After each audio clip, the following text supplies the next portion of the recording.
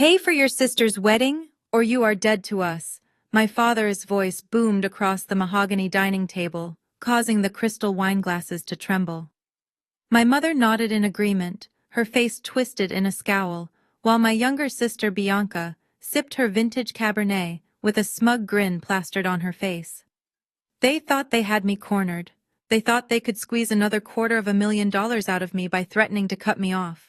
Instead, I stood up, smoothed the wrinkles on my silk dress, and dropped a bomb that would destroy their delusional world. You want to talk about disappearing?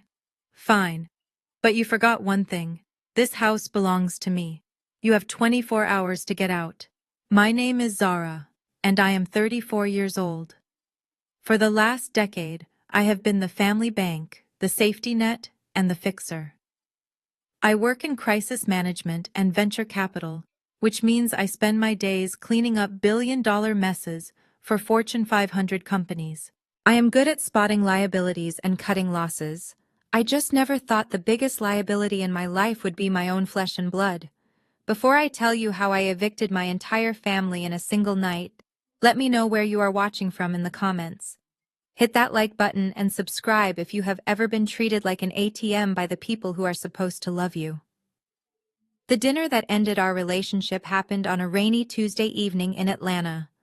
I had driven 40 minutes from my downtown penthouse to the 5-bedroom colonial estate in Buckhead.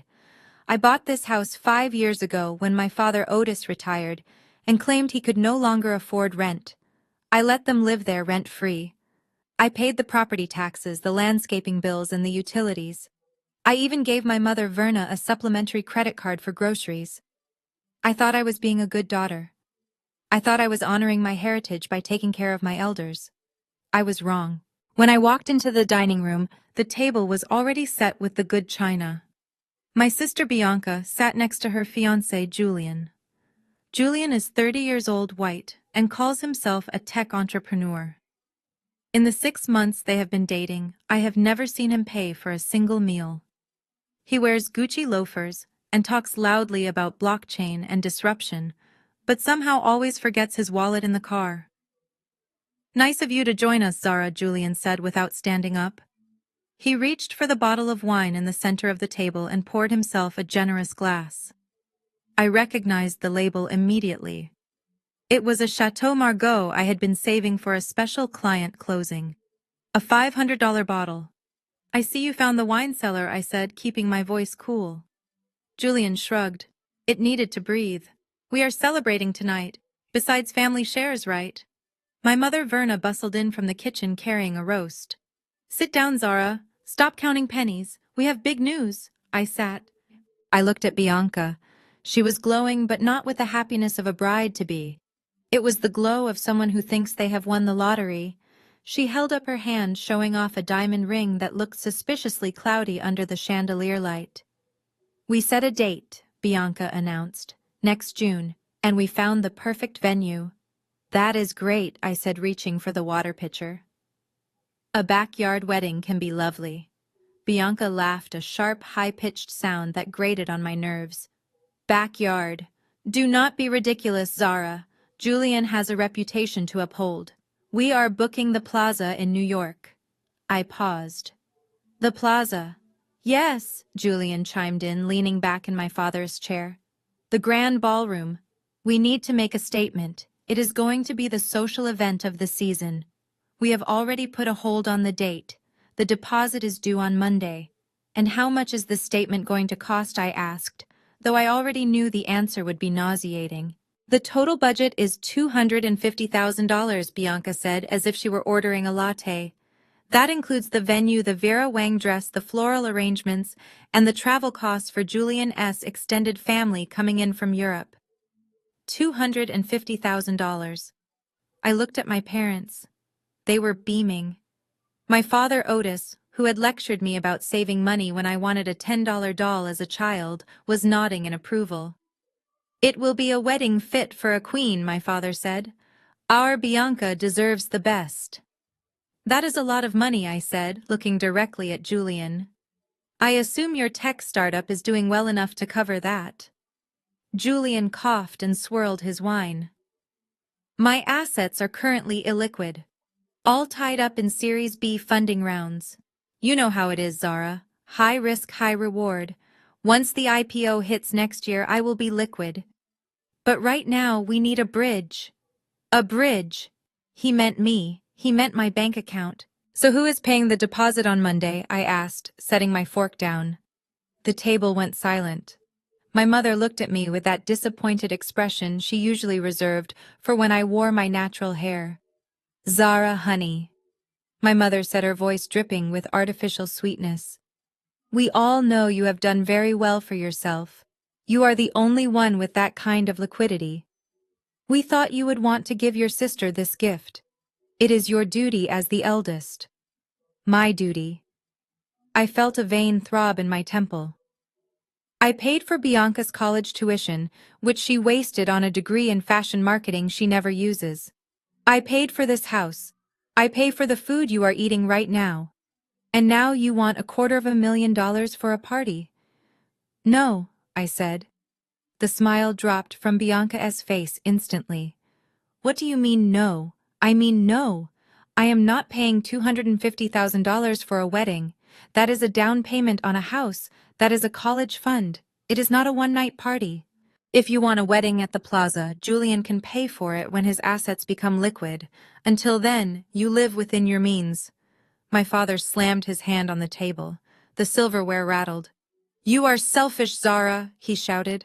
You always have been. You sit up there in your high tower looking down on us. Your sister finally finds a high-value man, a man who can elevate this family, and you want to ruin it out of jealousy. Jealousy, I repeated, calm but furious. Yes, jealousy, Bianca spat. You are 34 and single.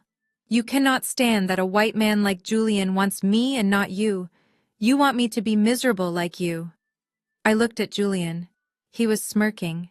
He was enjoying this. He was watching my family tear me apart so he could pick the pockets of the corpse. You have millions, my mother screamed. What is 200,000 to you? It is nothing. But you would rather see your sister cry than part with a single dime. You are cold, Zara. Ice cold. I am not an ATM, I said, standing up, and I am done being treated like one. Then leave. My father roared. His face was purple with rage. He stood up and pointed a shaking finger at the door. If you do not pay for this wedding, you are no daughter of mine. You are dead to us. Get out of my house and disappear forever. The room fell deadly silent. The air conditioner hummed. I looked at each of them, my mother with her arms crossed, expecting me to cave. Bianca with her entitled sneer, waiting for me to apologize and write the check, and Julian the grifter, sipping my wine. They truly believed they held the power. They thought that because I craved their love, I would pay any price. But they had overplayed their hand. They had forgotten who actually signed the checks. I picked up my purse. I did not shed a tear. I did not scream back. Get out of your house, I asked quietly. Yes, my father bellowed. Leave. We do not want your negative energy here. I nodded slowly. I pulled my phone out of my pocket and checked the time. It was 7:30 p.m. Okay, I said. I will leave. But there is something you need to understand. I walked to the head of the table where my father was standing. I looked him in the eye. This deed is in my name. The electricity bill is in my name. The water, the internet, the landscaping, it is all in my name. You are not the owner of this estate, Otis. You are a guest who has overstayed his welcome. Bianca laughed nervously. You are bluffing. You would not kick your own parents out. I turned to her. You have 24 hours. By 7:30 p.m. tomorrow, I want this house empty. I will be sending a crew to change the locks. If you are not gone, I will have the sheriff remove you for trespassing. My mother gasped, clutching her pearls. You cannot do that. We are elderly. This is our home. Not anymore, I said. You told me to disappear. So I am disappearing, and I am taking my money, my house, and my credit cards with me. I pulled up my banking app and tapped the screen. And Mom, that supplementary credit card you have in your purse, the one you were going to use to put a hold on the plaza. I just reported it lost. It is deactivated. I turned and walked toward the front door. Zara, wait! Julian called out, his voice suddenly losing its arrogance. Let us be reasonable. We can negotiate. I stopped at the door and looked back. Negotiation requires leverage, Julian. You have none. You have 24 hours. Tick-tock. I walked out into the rain, got into my car and locked the doors. Through the window I could see them shouting at each other. My father was throwing his napkin on the floor. Bianca was crying. I felt a strange sensation in my chest. It was not sadness. It was relief. But I knew this was far from over. My family was not the type to go quietly, and as I drove away, I had a sinking feeling that Julian was not just a freeloader. There was something dark about him, something desperate in his eyes when I mentioned money. I grabbed my phone and dialed the number of the best private investigator in Atlanta. I need a background check, I said as I merged onto the highway. The name is Julian. I want to know everything. Who he owes money to, where he really comes from, and exactly why he needs $250,000 by Monday. What I was about to find out would turn this family drama into a criminal investigation. And my parents were the next victims on his list. I sat in my downtown office, watching the live security feed from my phone screen like it was a slow-motion train wreck. It was 8 in the morning on Wednesday. My 24-hour deadline was ticking down, but my family was not packing boxes. Instead, they were digging in. A white van with the words, Buckhead Locksmith emblazoned on the side was parked in the driveway. My father Otis stood on the porch directing a technician to drill out the smart lock I had installed 3 months ago. He is changing the locks, I whispered to myself, sipping my black coffee. He is trying to lock me out of my own house. I watched as the technician finished the job and handed my father a shiny new set of keys. My father pocketed them with a look of triumphant satisfaction, then pulled out his wallet. He gestured to my mother Verna, who was hovering anxiously in the doorway. She dug into her purse and pulled out the platinum credit card I had given her for emergencies. The same card I had deactivated the night before. I zoomed in on the video feed. The technician swiped the card on his mobile reader. He frowned. He swiped it again. He shook his head and said something to my mother. She looked confused, then frantic, swiping the card a third time. It was declined. Of course it was declined. I did not feel a shred of guilt. I felt focused. My phone buzzed with a notification from Instagram. Bianca was going live. I clicked the alert. My sister's face filled the screen, filtered to perfection, tears glistening in her eyes. She was sitting in my living room wearing a designer silk robe I had bought her for her birthday. Guys, I do not even know how to say this, she sobbed into the camera. My own sister is trying to make our elderly parents homeless. She is kicking us out because she is jealous that I'm getting married. She has always been bitter, but this is a new low. Please send prayers for my mom and dad. We have nowhere to go. The comments rolled in fast. Heart emojis, angry faces, people calling me a monster, a narcissist. Someone even commented that they should start a GoFundMe to sue me. The viewer count climbed past 2,000. She was weaponizing her followers against me, spinning a narrative where she was the victim and I was the villain. I closed the app. I did not engage. I did not comment. Arguments are for people who do not hold the power. I had something better than a social media following. I had the utility account passwords. I opened my laptop. First, I logged into the Georgia Power portal. I navigated to the service disconnect option. Reason for disconnect: vacant property, effective immediately. Click. Next was the water department. Same process. Click. Then the internet service provider. I suspended the fiber optic connection. Click. I sat back and watched the security cameras again. It took about 15 minutes. Suddenly the living room lights flickered and died. The massive crystal chandelier went dark. On the screen, I saw Bianca look up in confusion. She tapped her phone furiously. The Wi-Fi was gone. The stream had cut out. In the kitchen, my mother turned the faucet handle. Nothing came out but a sputtering cough of air. I saw her mouth forming the words, "What is happening?" The panic set in quickly. The Atlanta summer heat was already rising, and without the central air conditioning, the house would become an oven within hours. I watched them running from room to room, checking switches, checking phones. They were realizing that their siege had a fatal flaw. They were completely dependent on the resources I provided. But then, the mood shifted from panic to rage.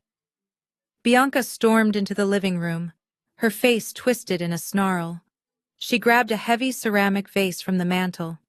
It was a limited edition piece I had collected from a trip to Morocco, valued at $4,000.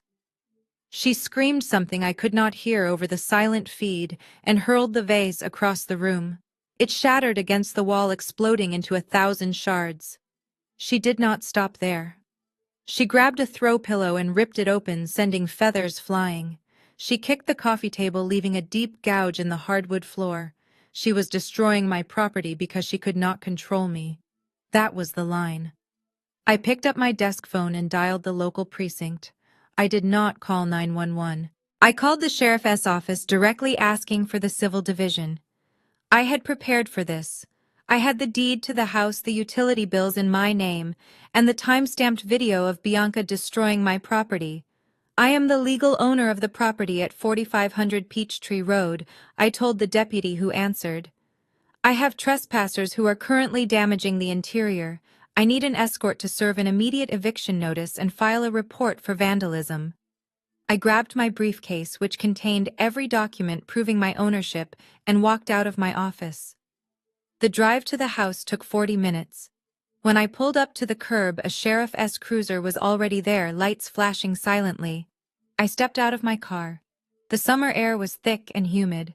My father was on the front porch arguing with a deputy. He was waving the new key the locksmith had given him, shouting that this was his home. I walked up the driveway, my heels clicking on the pavement. The deputy turned to me. "Who? Are you Zara Brooks?" he asked. "I am," I said, handing him a thick manila folder. "Here is the deed, here is my identification, and here is the video footage from 10 minutes ago showing that woman destroying my living room." The deputy reviewed the documents quickly. He looked at the deed, then at my father. "Sir, this document shows your daughter is the sole owner. You have no lease agreement. You are guests. And based on this video, you are destructive guests." My father turned to me, his eyes bulging. "You called the police on your own father. You cut the power. You are trying to kill us." I ignored him.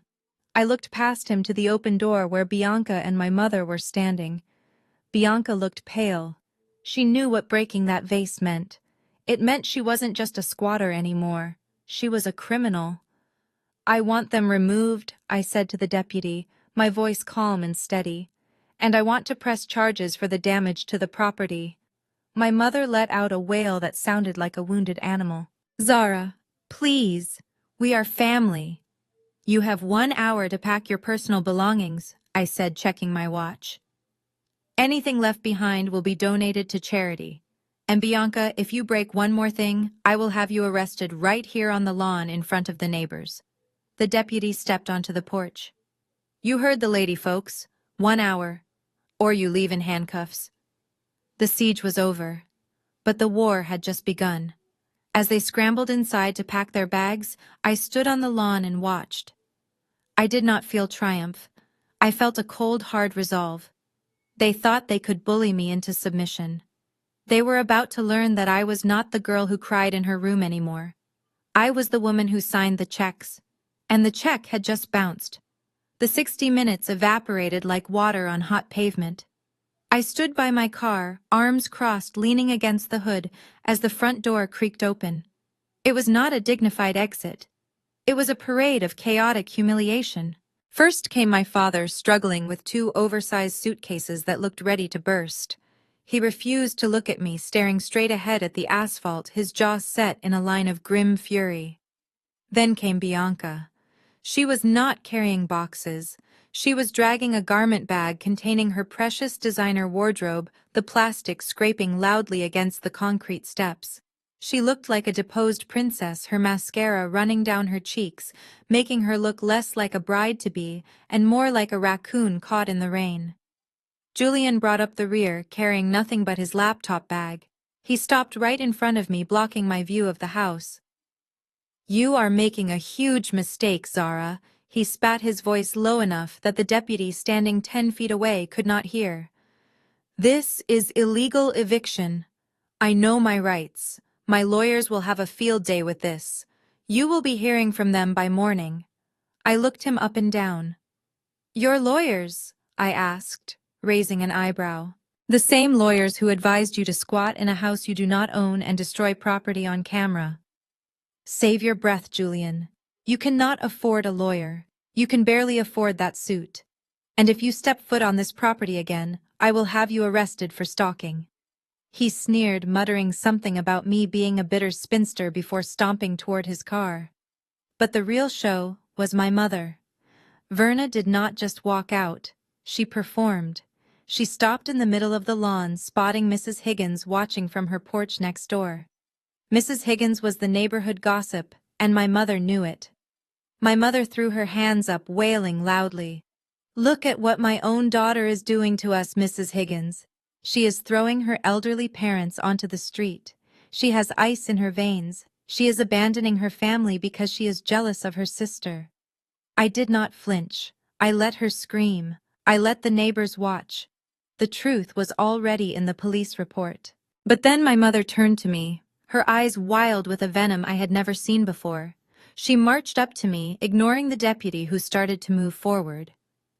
"You think your money makes you happy, Zara?" She hissed, her face inches from mine. "You think this house will keep you warm at night? It will not.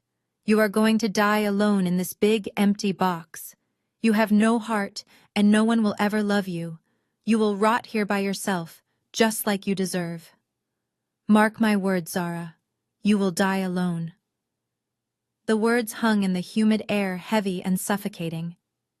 A mother's curse is supposed to be the most terrifying thing in the world. But as I looked at her, at the woman who demanded I bankroll her golden child while she treated me like a servant, I realized her words had no power. She was projecting her own fear onto me. She was the one who had alienated her only competent child. She was the one driving away into uncertainty with a con artist. The deputy stepped between us, his hand resting near his belt. "Ma'am, step away from the homeowner. Move along to your vehicle." I watched them pile into Julian's leased BMW. It was a tight squeeze. As they peeled away, tires screeching, leaving black marks on the driveway, I did not feel the sting of my mother's curse. I felt the vibration of a heavy work truck pulling up behind me. The locksmith I had called 40 minutes ago had arrived, along with a security team. I wasted no time. "Change everything," I told the lead technician. "I want high-security deadbolts on every exterior door. I want cameras covering the driveway, the porch, and the backyard. And I want motion sensors on the windows. If a squirrel crosses the lawn, I want to know about it." As the crew swarmed the house, drilling and hammering, erasing the traces of my family's occupation, I walked into the living room. It was a mess. Feathers from the pillows covered the floor. The shattered vase lay in a sad heap. But the air was different. It was quiet. It was mine. I picked up a broom and started sweeping. They were gone. But I knew Julian. I knew the look of a man who was desperate for money. He had not threatened to sue me because he was angry. He threatened me because he was terrified. He needed that $250,000, and I had just cut off his supply. He would not stop here. He would try something else, something dirtier. And I needed to be ready. The Four Seasons. Atlanta is not the kind of place you go when you are homeless, unless you are my family. They marched into the marble lobby, trailing mud and entitlement, demanding the penthouse suite. I was not there, but I could picture it perfectly, because 10 minutes after they arrived, my phone rang. It was the hotel's night manager, a man I had done business with for years. "Ms. Brooks," he said, his voice lowered to a professional whisper. Your parents are here. They are attempting to book the royal suite for 2 weeks, and they are insisting that you have authorized the charges on your corporate account. I did not even blink. I sat in my quiet, clean living room sipping tea and said loud enough for him to hear. I did not authorize anything. In fact, if you charge a single cent to my account, I will dispute it and take my business elsewhere. Do not let them use my name. Do not let them use my reputation. They are on their own. I hung up and immediately blocked the hotel's number, not out of anger, but out of necessity. I needed them to face reality. But reality has a way of bouncing off people like Julian. According to the report I got later from the concierge, who is a good friend of mine, the scene at the front desk was excruciating. When the manager informed them that my account was locked, my father turned purple. He started shouting about how I was an ungrateful child, how I owed him this. But Bianca stepped in. "Do not worry, Daddy," she said loud enough for the entire lobby to hear. "We do not need Zara's charity. Julian is here. Julian handles everything." She turned to her fiancé with eyes full of adoration. "Baby, just use your black card. We will sort this out with the bank in the morning." Julian looked like a deer in headlights. He patted his pockets, pretending to search for a wallet that was right there in his hand. He pulled out a sleek black metal card. It looked impressive. It looked heavy. He handed it to the receptionist with a trembling hand. "Run it," he said, his voice cracking slightly. The receptionist swiped it. There was a pause. A long, uncomfortable silence where the only sound was the tapping of keys. Then the machine beeped. A harsh, rejecting sound. "I am sorry, sir," the receptionist said, sliding the card back. "It has been declined." Bianca laughed a nervous, high-pitched titter. "That is impossible. Try it again. It must be the chip. It is a platinum account." The receptionist tried again. Another beep. "Declined. Code 05. Do not honor." Julian snatched the card back, his face flushing a deep crimson. "It is the security algorithms," he stammered, wiping sweat from his forehead. "I moved a large sum of cryptocurrency this morning to cover the wedding deposit. The bank must have frozen my liquidity because of the transaction size. It happens all the time with high net worth individuals.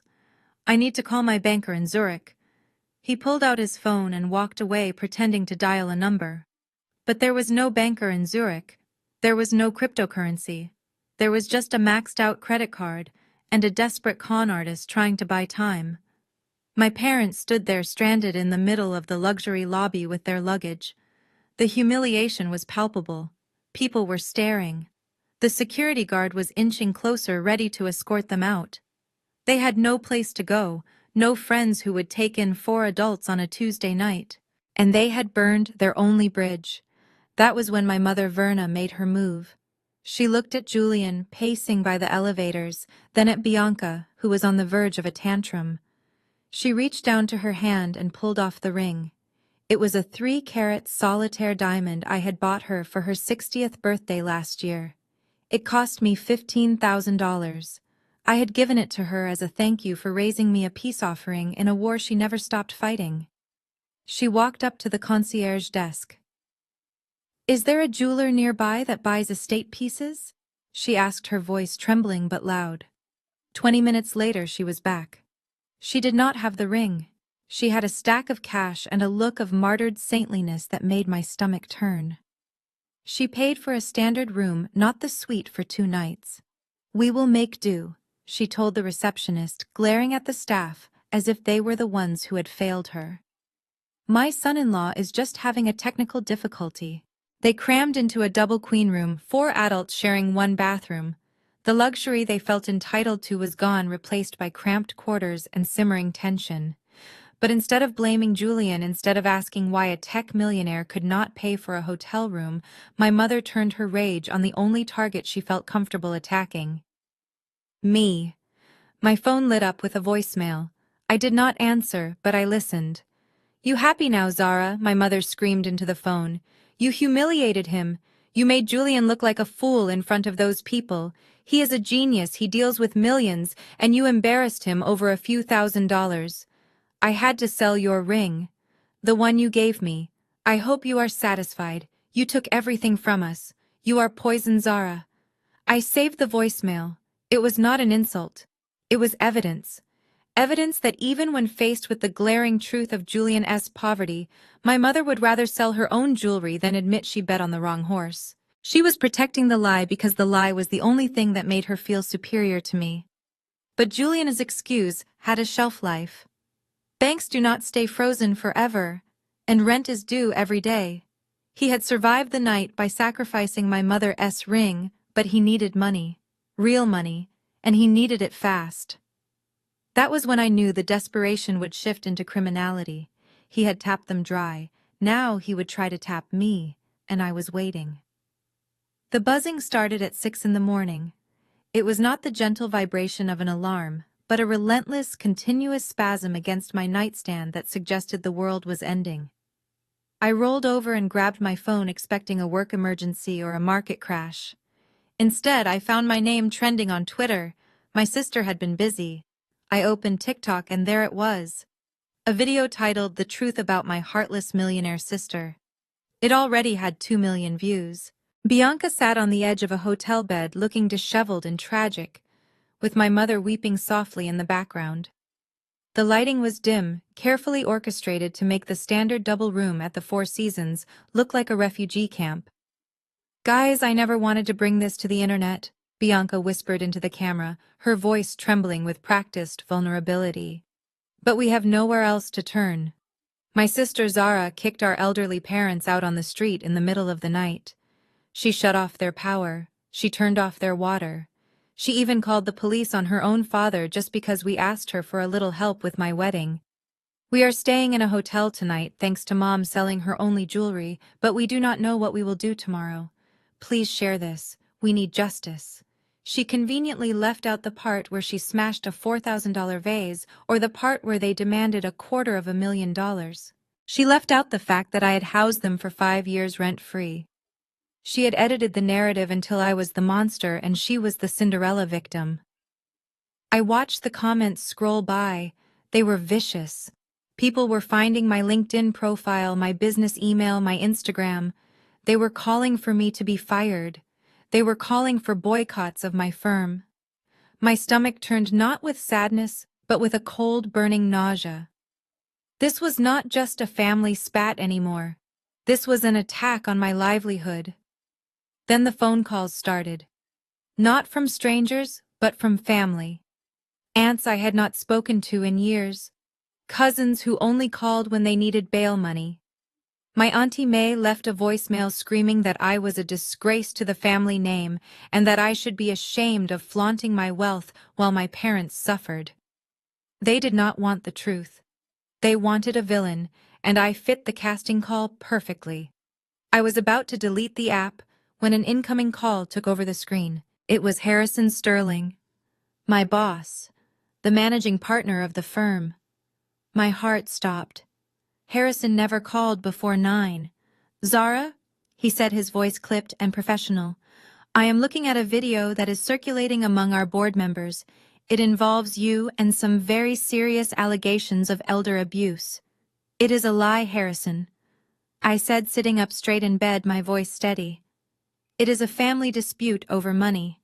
My sister is trying to extort me."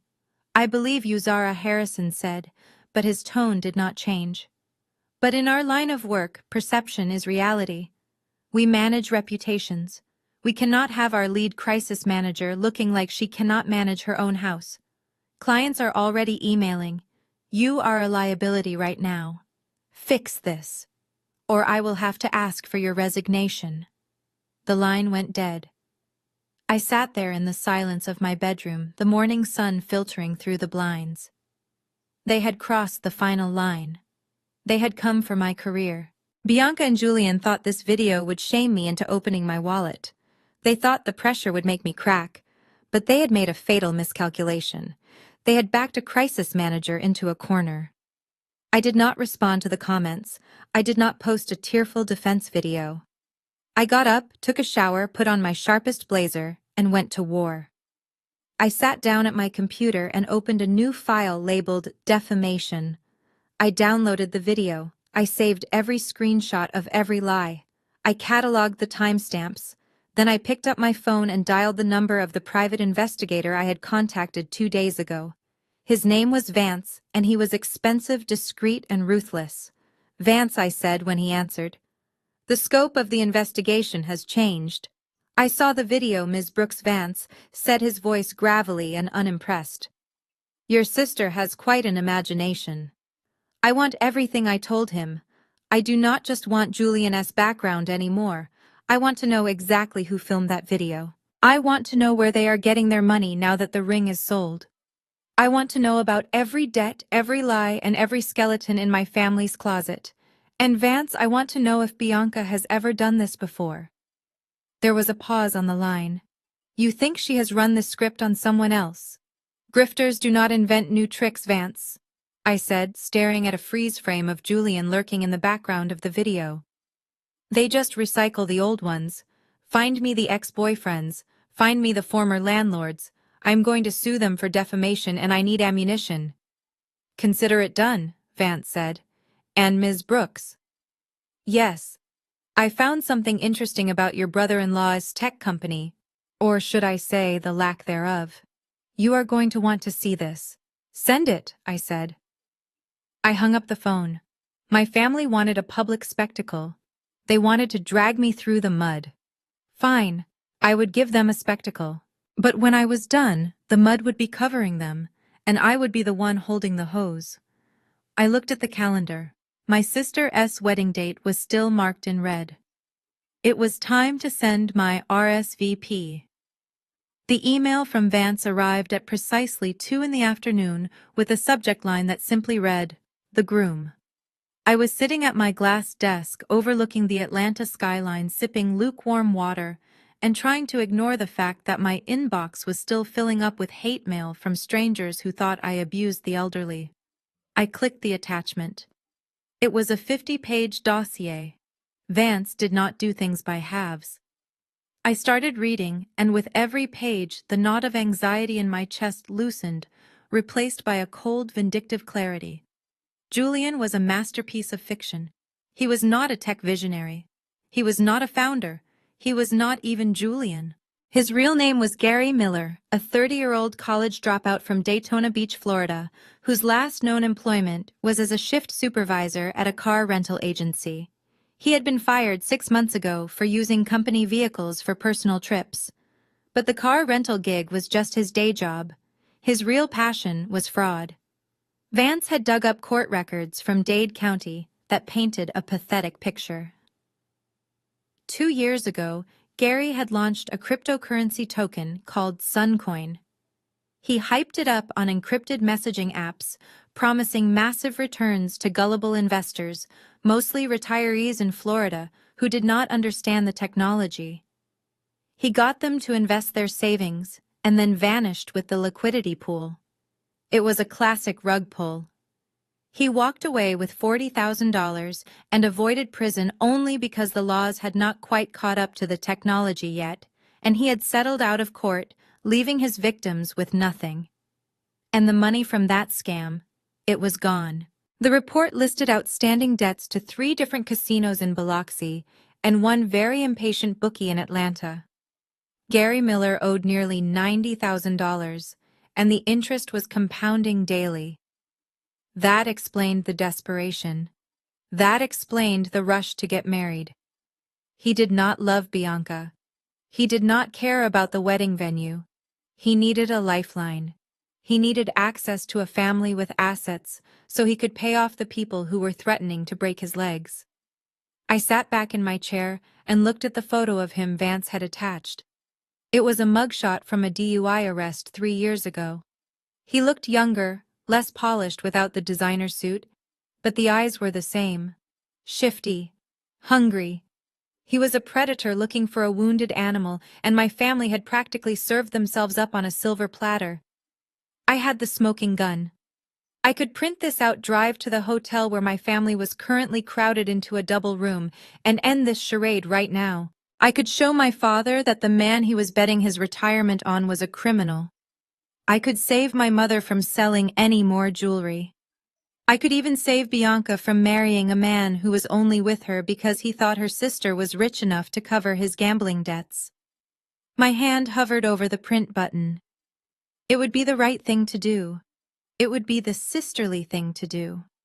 Then I remembered the video. I remembered my mother screaming that I would die alone. I remembered my father watching in silence as I was vilified online. I remembered Bianca smiling while she destroyed my home. If I saved them now, they would not thank me. They would accuse me of fabricating the evidence. They would say I was jealous, just like they always did. They would say I hired a hacker to frame their precious Julian because I could not stand to see Bianca happy. They were too invested in the lie. They needed the lie to be true, because if it was not, then they had thrown away their successful daughter for a common thief. No, saving them now would be enabling them. They needed to see Julian for who he really was, and the only way they would believe it is if he did it to them. I needed him to show his hand. I needed him to steal from them directly.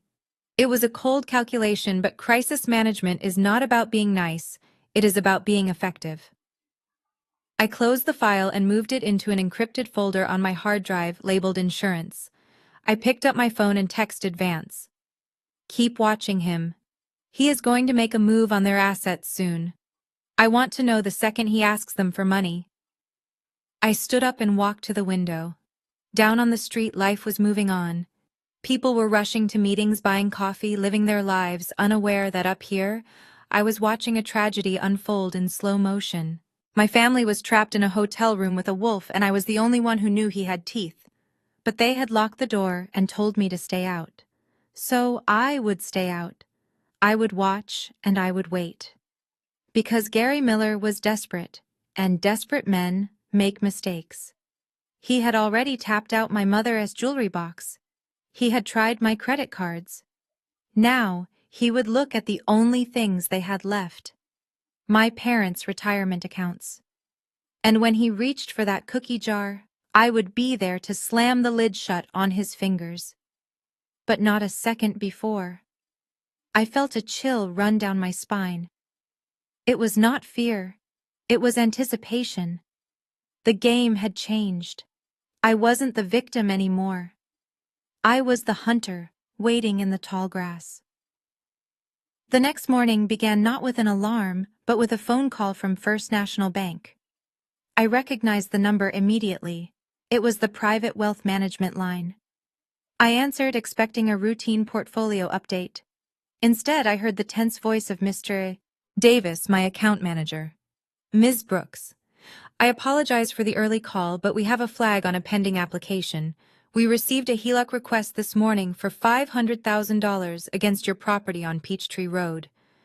The paperwork looks mostly in order, but the signature on the authorization form, it seemed a little off compared to what we have on file. I wanted to verify you submitted this before we proceed. I froze my coffee cup, hovering halfway to my mouth. A home equity line of credit. $500,000. Against the house I had just evicted them from. No, Mr. Davis, I said, my voice dangerously calm. I did not authorize any loan. Can you send me a copy of the application right now? Within seconds, the PDF landed in my inbox. I opened it and my blood ran cold. There it was. My name printed neatly.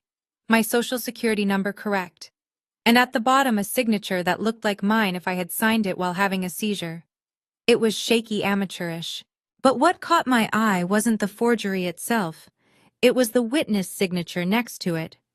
Bianca Brooks. And the notary stamp belonged to a friend of hers from college, who I knew had lost her license last year. My sister had tried to mortgage my house out from under me. She had forged my signature to steal $500,000. This was a felony. This was fraud. Wire fraud. Bank fraud. Identity theft. I could call the police right now.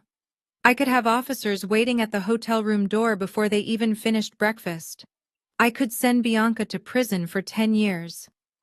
The thought was intoxicating. It was the nuclear option. It would end everything. But then I thought about Julian. If I arrested Bianca now, Julian would slip away. He would claim he knew nothing about it. He would play the shocked fiancé, the victim of a crazy family. He would disappear back into the woodwork, only to resurface somewhere else with a new name and a new mark. And my parents? They would mortgage their souls to bail Bianca out. They would blame me for being cruel, for not just paying the money. They would never see the truth. No. Arresting her now was too easy. It was too clean. I needed leverage. I needed a leash. I picked up the phone again. Mr. Davis, do not approve the loan. Obviously. But do not flag it as fraud yet. Tell the applicant there is a processing delay. Tell them the underwriters are asking for additional documentation. Stall them. Mr. Davis hesitated. Ms. Brooks, if this is identity theft, we are required to report it. I know the applicant, Mr. Davis. It is a family matter. I am handling it internally. Just stall. Give me 48 hours. I hung up and printed the document. I held the paper in my hands, staring at Bianca's loopy signature. She had just handed me the gun. She thought she was being clever, thought she was solving Julian's debt problem with my assets. She had no idea she had just signed her own warrant. I did not call her. I did not scream.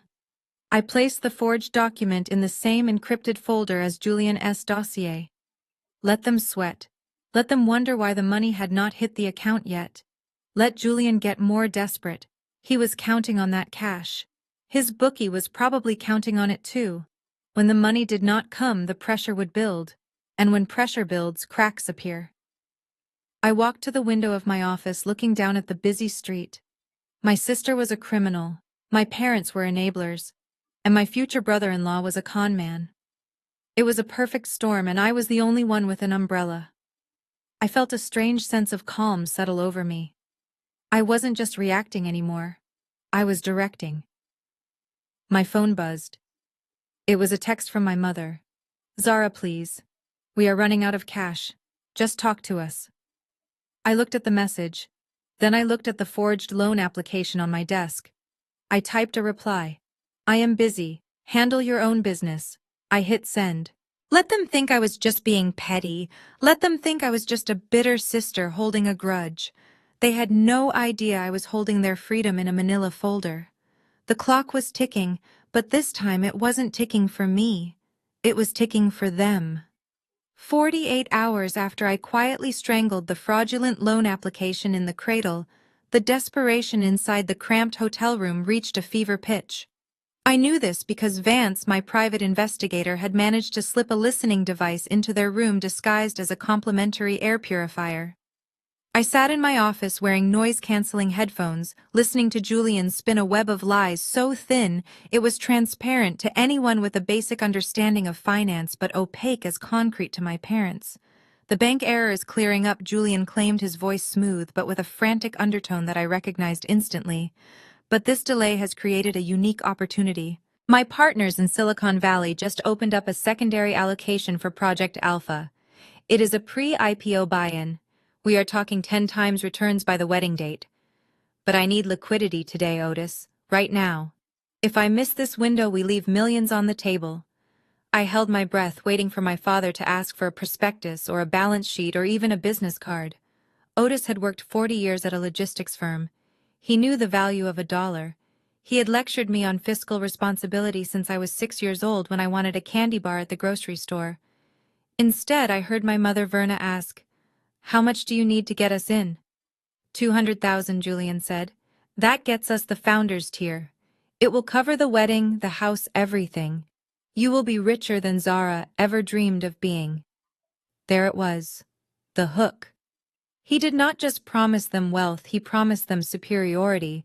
He promised them a way to stop needing me, which meant they could stop resenting me. I watched on my laptop screen as the GPS trackers on their phones moved. They left the hotel. They drove to the brokerage firm where my parents held their retirement accounts. $212,000. That was the sum total of their lives' work. It was their safety net, their medical fund, their food money. And they were about to hand it over to a man whose real name was Gary, and who owed money to people who broke kneecaps for a living. I could have called the broker. I knew him. I could have flagged the transaction as elder abuse. I could have driven down there and caused a scene screaming the truth until the security guards dragged me away. For a split second, my hand hovered over the phone. They were my parents. Then my cell phone rang. It was my father. I answered, expecting a plea for help, expecting a moment of clarity where he asked me to vet this deal. "Zara," he said, his voice booming with a smug arrogance I had not heard in years. "I just wanted to let you know that your mother and I are making some moves. Big moves." "Is that so?" I asked, staring at the GPS dot parked outside the brokerage. "Yes," my father continued. "Julian has been generous enough to let us into his inner circle. We are investing. Real investing, not that penny-pinching salary work you do. You have always had an employee mindset, Zara. You work for money. We are making money work for us. We are going to be liquid in a way you cannot comprehend." Employee mindset. I owned a firm that managed crisis portfolios for multinationals. I had built a fortune from nothing while he lived rent-free in my house. "That sounds risky, Dad," I said, my voice flat. "Are you sure you vetted the deal?" "There you go again," he scoffed. "Always negative, always jealous. You cannot stand that Julian has a vision. He is a billionaire in the making, and you are just a glorified accountant. When this pays out, do not come crawling to us asking for a loan. We are done needing you. We are going to buy a house twice the size of that little shack you kicked us out of." He hung up. I put the phone down on my desk. My hand was steady. My heart was slow. That conversation was the final nail. He had called to mock me while standing on the edge of a cliff. He had called to spit in my face while handing his parachute to a saboteur. I watched the GPS dot leave the brokerage. I watched it travel to a bank. And then I watched it return to the hotel. 10 minutes later, Vance sent me a text. "Wire transfer confirmed. 200,000 to a shell company in the Caymans. It is gone, Zara. It was done. They were destitute. They just did not know it yet. Julian would take that money and pay off his bookie. He would buy a few more weeks of freedom. He would probably buy Bianca a slightly less cloudy diamond to keep the charade going. But the money was gone." I felt a strange hollowness in my stomach. It was not guilt. It was the finality of it. My parents had just set fire to their future because they wanted to burn me. They had paid $200,000 for the privilege of feeling superior to their daughter for one afternoon. I opened my calendar. The wedding was 2 weeks away. The timeline was accelerating. Julian had his cash. He would feel safe now. He would get sloppy. He would think he had won. I picked up my pen and made a note on my legal pad. Phase 2 complete. They wanted to play high stakes. They wanted to talk about vision. Well, my vision was 2020, and I could see the crash coming from a mile away. I closed my eyes and took a deep breath. I did not save them. And for the first time in my life, I realized that saving them was never my job. My job was to survive the wreckage they were creating. Let them have their moment of victory. Let them toast with my wine in their cramped hotel room. Let them dream of their imaginary millions. The wake-up call was coming, and I was going to be the one ringing the bell. 3 days after watching my parents incinerate their life savings on a non-existent crypto scheme. I picked up the phone and dialed my mother. I let it ring 4 times before she answered. She did not say hello. She just breathed into the receiver, waiting for me to beg. "Mom," I said, keeping my voice trembling and low. "The backlash online is getting out of hand. My partners are asking questions. I cannot lose my firm over this. We need to talk." There was a pause on the other end. I could practically hear the triumphant smile spreading across her face. She covered the mouthpiece, but I heard her whisper to someone. "Probably Bianca? She is cracking." "Well, Zara," she said, returning to the line with a tone of haughty benevolence. "We are very busy with wedding preparations and investment portfolios. But I suppose we can squeeze you in for lunch. Meet us at Le Bilboquet in an hour. And do not be late." I hung up and stared at my reflection in the dark screen of my phone. My expression was flat cold and utterly devoid of the fear I had just feigned. I was not surrendering. I was opening the door so they could walk right into the cage. I arrived at the restaurant 15 minutes early and secured a private table in the back. When they walked in, they looked like a caricature of wealth.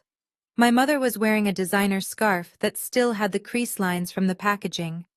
Bianca was draped in a white fur stole, despite the Atlanta heat, looking like she was auditioning for a reality show. And Julian was wearing a gold Rolex that caught the light with a gaudy sparkle. I knew for a fact that watch was bought with my father's retirement money.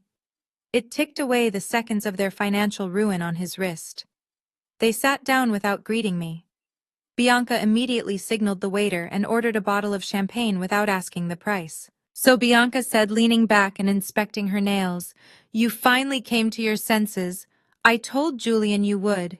You always fold when people stop paying attention to you. It is your middle child syndrome." I folded my hands on the table. "It is not about me, Bianca. It is about the family name. The video you posted it is damaging my reputation. I am willing to pay for the wedding, the plaza, the flowers, everything. But the video comes down, and I take over the planning logistics immediately." Julian's eyes lit up like a slot machine hitting a jackpot. He leaned forward, his elbows on the table, invading my personal space. "That is a wise business decision, Zara. You are finally seeing the big picture. We are going to be a power family. My returns from Project Alpha are going to be astronomical, but having your liquidity right now helps smooth out the cash flow. It is good to see you adopting an abundance mindset instead of that scarcity mentality." It took every ounce of my self-control not to laugh in his face. Here was a man who had stolen $40,000 from pensioners in Florida lecturing me on abundance while wearing a watch bought with my father's blood money. "I am glad you approve, Julian," I said, forcing a tight smile. "I assume you have the contracts from the vendors. If I am paying the deposit, I need to see the line items." Bianca rolled her eyes and dug into her oversized tote bag. She pulled out a thick binder overflowing with fabric swatches and printouts. She slammed it onto the table between us. "It is all in there," she said dismissively. "The plaza contract, the catering, the band. It is going to be the wedding of the century. And do not try to cut corners, Zara. I want the lobster thermidor, not the chicken. And I want the imported orchids." I pulled the binder toward me. It felt heavy. This was it. This was the paper trail. "I will review these tonight," I said, running my hand over the cover. "If everything looks in order, I will issue the checks directly to the vendors tomorrow morning." Julian cleared his throat, shifting in his seat. "Actually, Zara, it might be more efficient if you wrote the check to me. I have already negotiated special rates with some of these vendors through my corporate connections. If you pay them directly, we might lose the discount. Just cut me a cashier's check for the $250,000 and I will handle the distribution. It keeps things cleaner." The predator had lunged. He did not want the vendors paid. He wanted the cash. He wanted to take the money and run or pay off his bookie and keep the con going for a few more months. I looked him dead in the eye. "My corporate accountant requires direct vendor payments for tax purposes, Julian. Surely a CEO like you understands compliance protocols, unless you want me to audit your personal accounts to clear the transfer." Julian blanched. He pulled back his smile, faltering for a split second before he recovered. "Of course. Compliance. Very important. Direct payments are fine." He was terrified. I could smell it on him. He knew that if I paid the vendors, he would not see a dime. But he could not argue without looking suspicious in front of my parents, who were currently busy judging the waiter's shoes. "Good," I said, standing up and tucking the binder under my arm. "Then we have a deal. Delete the video, Bianca. I will start cutting checks tomorrow." My mother looked up from her menu. "You are not staying for lunch." "I have work to do, Mom," I said. "Someone has to pay for all this abundance." I walked out of the restaurant feeling their eyes on my back. They were toasting to their victory. They were laughing at how easily I had crumbled. Bianca was probably already posting a status update about how she had won. They had no idea that I was not walking away with a wedding plan.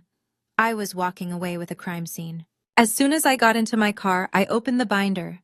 I flipped past the dress sketches and the flower arrangements to the vendor contracts. I saw the name of the catering company, Elite Events LLC. I saw the name of the florist, Luxury Blooms Inc. I pulled out my phone and searched the corporate registry for Elite Events LLC. The registered agent wasn't a chef. It was Gary Miller, Julian. He had created shell companies. He was inflating the prices, charging $250,000 for a wedding that probably cost $50,000, and planning to pocket the difference. He wasn't just a mooch. He was embezzling from his own wedding. I started the engine. I had him. But I wasn't going to stop there. I needed him to incriminate himself on tape. I needed him to try to bribe me. The truce was fake, but the handcuffs I was preparing for him were going to be very real. I spent the next morning driving to the addresses listed in the thick wedding binder Julian had practically thrown at me. The first stop was Elite Events LLC, the supposed premier catering company handling the reception. According to the invoice, they were charging $80,000 for a curated farm-to-table experience. The address led me not to a high-end culinary studio, but to a rundown strip mall on the outskirts of Decatur. The unit number corresponded to a dusty storefront with a faded sign that read, Tony's Party Rentals. I walked in. The air smelled of stale popcorn and cheap plastic. A man in a stained polo shirt was behind the counter scrolling on his phone. I am here about the Brooks wedding, I said, placing the glossy invoice on the counter. I represent the payer. I wanted to discuss the menu. The man looked up confused. Brooks? Oh, you mean Gary's thing? Yeah, he said he'd handle the food himself. I just rented him the tables and the chocolate fountain. Total was $1,500. $1,500. Julian was charging me $80,000. That was a markup of over 5,000%. Gary Miller, I asked just to be sure. Yeah, Gary. Tall guy thinks he's Wall Street. He told me he's got a rich Mark paying for everything. Said he'd cut me in for an extra $1,000 if I printed this invoice on the fancy paper he brought. The man laughed, a wheezing sound. Guess that's you, huh? The Mark. I smiled, a cold, sharp expression that made the man stop laughing. I am the Mark, I said. And I am also the person who is going to decide if you get sued for aiding and abetting fraud or if you become a cooperating witness. I need you to sign an affidavit stating exactly what you just told me, right now. 10 minutes later, I walked out with a signed statement and a recording of our conversation. I visited the florist next. Luxury Blooms Inc. turned out to be a flower stand operated by Julian's ex-girlfriend from college who thought she was helping him impress his investors for a $2,000 fee. The actual invoice in the binder. $45,000. By noon, I had enough evidence to put Julian away for fraud 5 times over. But I needed the finale. I needed him to say it to my face. I needed him to try to manipulate me directly. I texted him. Contracts reviewed. I have questions about the catering line items. Meet me at my office. Alone. He arrived at 3. He strode into my office like he owned it, bypassing my assistant and flopping onto the leather sofa. He looked agitated. His leg bounced nervously. Zara, he said, flashing a smile that didn't reach his eyes. What is with the interrogation? The deposit deadline is today. If you do not cut those checks by 5, we lose the venue. Bianca will be devastated. You do not want to make your sister cry again, do you? I visited Elite Events today, I said, leaning back in my chair. Interesting place. Tony says hello. Julian froze. His face went slack, the color draining away instantly. He opened his mouth, but no sound came out. $1,500 for table rentals. I continued, my voice conversational. Yet you billed me $80,000. That is quite a profit margin, Julian. Is that what they teach in tech startup school, Embezzlement 101? He stood up abruptly, pacing the room. You do not understand. That is just the base cost. There are management fees, logistics, sourcing, premium ingredients. Stop, I said. I know who you are, Gary. I know about Suncoin. I know about the gambling debts in Biloxi. And I know you are trying to steal $200,000 from me to save your own skin because your bookie is running out of patience. He stopped pacing. He turned to me and the mask fell off completely. The charming fiancé was gone. In his place was a cornered rat.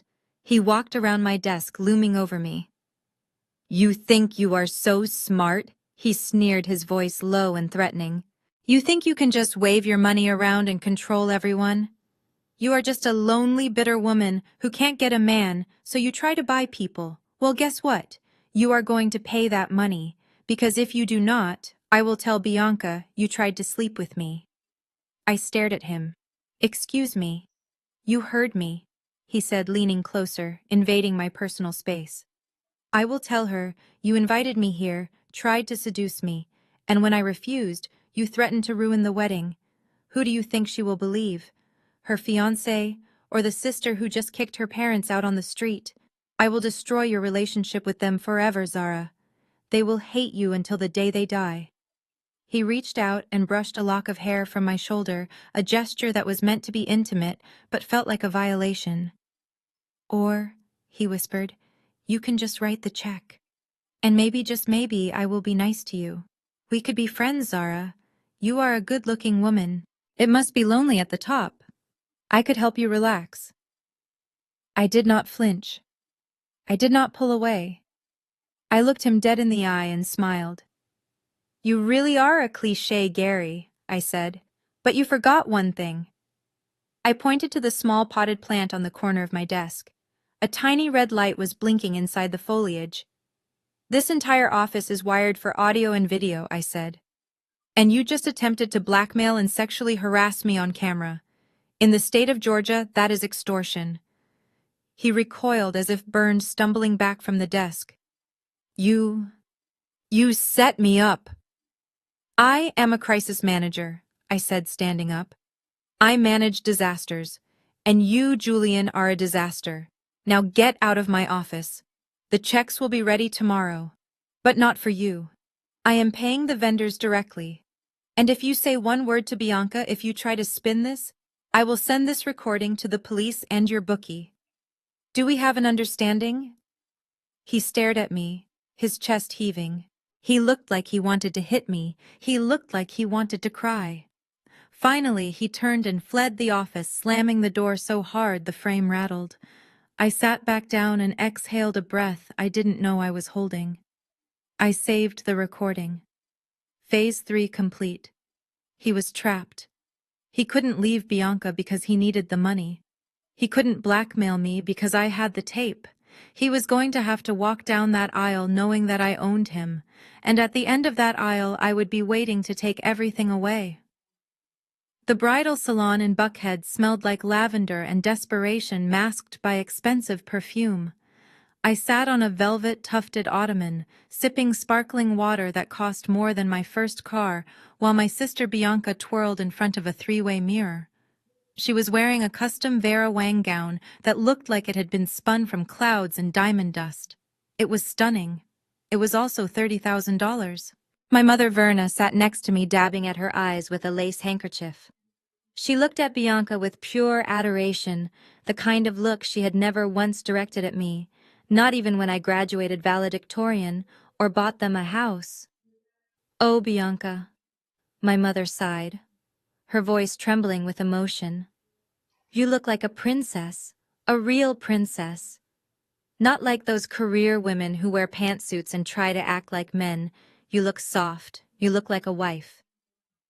I took a sip of water, letting the insults slide off me like rain on glass. I was wearing a tailored blazer and trousers because I had come straight from closing a merger deal. My mother hated it.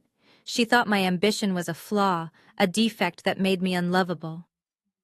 Bianca turned to look at me, her eyes gleaming with malice. What do you think, Zara? Does it make me look fat? Or does it just make you look jealous? It is a beautiful dress, Bianca, I said, keeping my voice neutral. The silhouette works well for you. My mother scoffed. Of course it works for her. Bianca has the figure for it. She has always been the delicate one. You know, Zara, if you hit the gym a little more often and stop stressing about work, maybe you could fit into something like this. Although I suppose there is no point in buying a wedding dress when you do not have a groom. There it was, the double tap. Insult my body, then insult my singleness. It was their favorite game. Bianca giggled, adjusting the sweetheart neckline. Do not be mean, Mom. Zara chooses to be alone. She prefers her spreadsheets to people. Besides, Julian says strong women are intimidating. Maybe that is why men run away from you, Zara. You are just too much work. I tightened my grip on the glass, but my face remained impassive. They were baiting me. They wanted a reaction. They wanted me to scream so they could call me crazy, so they could justify their cruelty. I would not give them the satisfaction. I am happy for you, Bianca, I lied, my voice smooth as silk. If this is the dress you want, you should get it. Bianca clapped her hands. I want it, and I want the veil, and the belt. The consultant says the total comes to 32,000 with alterations. She looked at me expectantly. My mother turned to me, her eyes hard and demanding.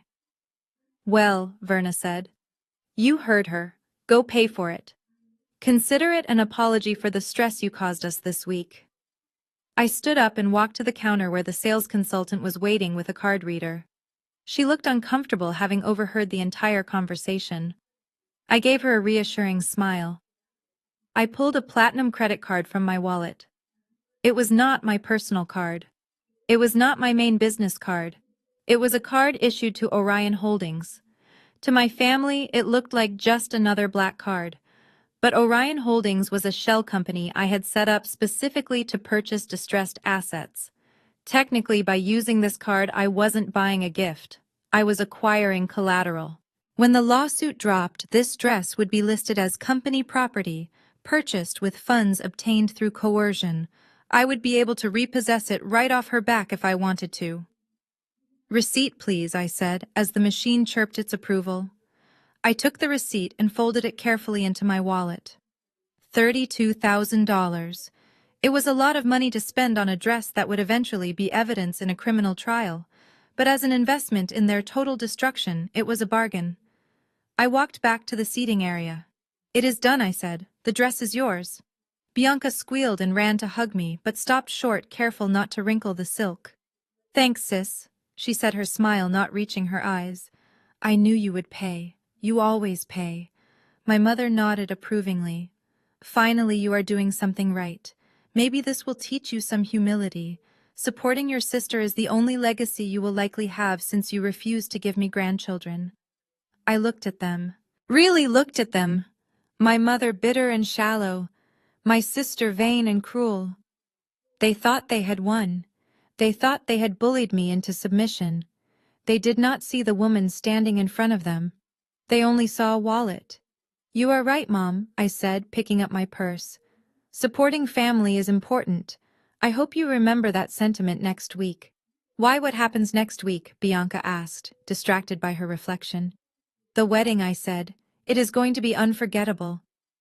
I turned and walked out of the salon, leaving them to gush over the expensive fabric. The air outside was hot and heavy, but I felt cold. I had the receipt. I had the recording of Julian. I had the forged loan application. The trap was set. All that was left was to let them walk down the aisle and spring it. As I got into my car, I looked at the receipt one last time. Non-refundable, it read. Perfect, I whispered. Neither is my revenge. 2 days before the wedding, I sat in my car outside a nondescript warehouse in West Midtown, wearing noise-canceling headphones connected to a laptop. Inside the building was the Vault, an exclusive members-only cigar bar where Julian was holding his bachelor party. He had told Bianca he was paying for it with his dividend check. In reality, he had put it on a credit card he stole from my father's wallet while Dad was sleeping in the hotel room. I knew this because I received the fraud alert on my phone since I was still the emergency contact on the account. I did not block the charge. I let it go through. I wanted him comfortable. I wanted him feeling invincible. I had sent an uninvited guest to the party. His name was Dante, and he worked for Vance. Dante was 6'4", wore a diamond-encrusted watch that was a very convincing fake, and posed as a venture capitalist looking for the next unicorn. Julian the Moth had flown straight to the flame. The audio feed crackled to life. I could hear the clinking of glasses and the low thump of bass from the main room. So Julian Dante's voice came through clear and smooth. "You are tying the knot in 48 hours. Nervous?" Julian laughed. It was a wet, slurred sound. He was already 3 scotches deep. "Nervous. Please. I am closing the deal of a lifetime. This is not a wedding, man. It is an acquisition." I turned up the volume. My hands gripped the steering wheel so tight my knuckles turned white. "Acquisition?" Dante asked, pouring more fuel on the fire. "She comes with a portfolio. She comes with a golden goose." Julian said, his voice dropping to a conspiratorial whisper. "Her sister. Zara. She is a total ice queen, runs some big crisis firm. She hates me, but she pays for everything. I just got her to buy a $30,000 dress for the bride. Can you believe that? She looked like she wanted to vomit, but she swiped the card. These people are so desperate for validation, it is pathetic." I felt a cold heat rise in my chest. These people. I knew exactly what he meant. They look at me and they see the white savior. Julian continued, taking a loud sip. "The parents especially. Otis and Verna. They are so happy their little girl landed a white tech CEO they did not even check my references. I told them I invented an algorithm for crypto mining. I do not even know how to code. They handed over their retirement savings like it was candy, 200 grand, just like that, because they want to believe they made it. They want the status. It is sad, really." He was mocking my parents. He was mocking the very people whose lives he had ruined. My father, who had worked double shifts to put me through school. My mother, who, despite her flaws, had sold her ring for him. To Julian, they were just marks. Dumb, gullible marks. And the bride, Dante asked, "She must be special." Julian snorted. "Bianca, she is a prop. She is loud, she is needy, and she spends money she does not have. But she is the key to the vault. Once we are married, I get spousal access to the assets. I get my name on the deeds. I give it 6 months tops. Once I drain the liquidity and leverage the properties I am filing for divorce, I will blame it on her spending habits. Or maybe I will just disappear." Bali sounds nice this time of year. He was planning to leave her. He was planning to strip her dry and leave her humiliated and bankrupt. "But Dante, she is so annoying," Julian added, his voice dripping with contempt. "She thinks she is a princess. She has no class. None of them do. They are just..." Lucky I looked in their direction. He used a word then, a slur. It was quiet, fast, and ugly. It hung in the air of the recording like toxic smoke. He insulted my family's intelligence, our race, and our worth in a single breath. I stopped the recording. I had heard enough. I sat in the dark silence of my car, staring at the brick wall of the warehouse. I should have been crying. I should have been heartbroken for my sister, who was currently at home dreaming of her fairy tale wedding. I should have been furious for my parents, who worshipped the ground this man walked on. But all I felt was ice. This recording was not just evidence of fraud. It was a nuclear bomb. It would not just send him to jail. It would destroy him socially. It would strip away every layer of his pretense. It would force my parents to look in the mirror and see exactly what their obsession with status had bought them. I saved the file and backed it up to 3 different cloud servers. I named it The Vows. I texted Dante, "Pull out, we have what we need."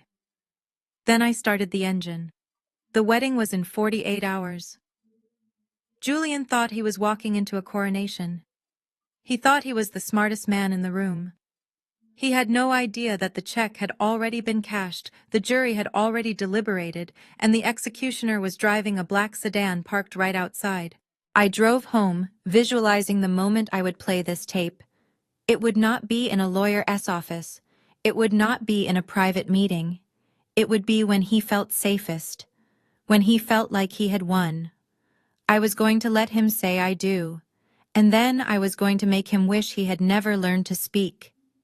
The morning before the wedding, I was sitting in my office reviewing the final logistics for the ceremony when my receptionist buzzed me with an urgent tone.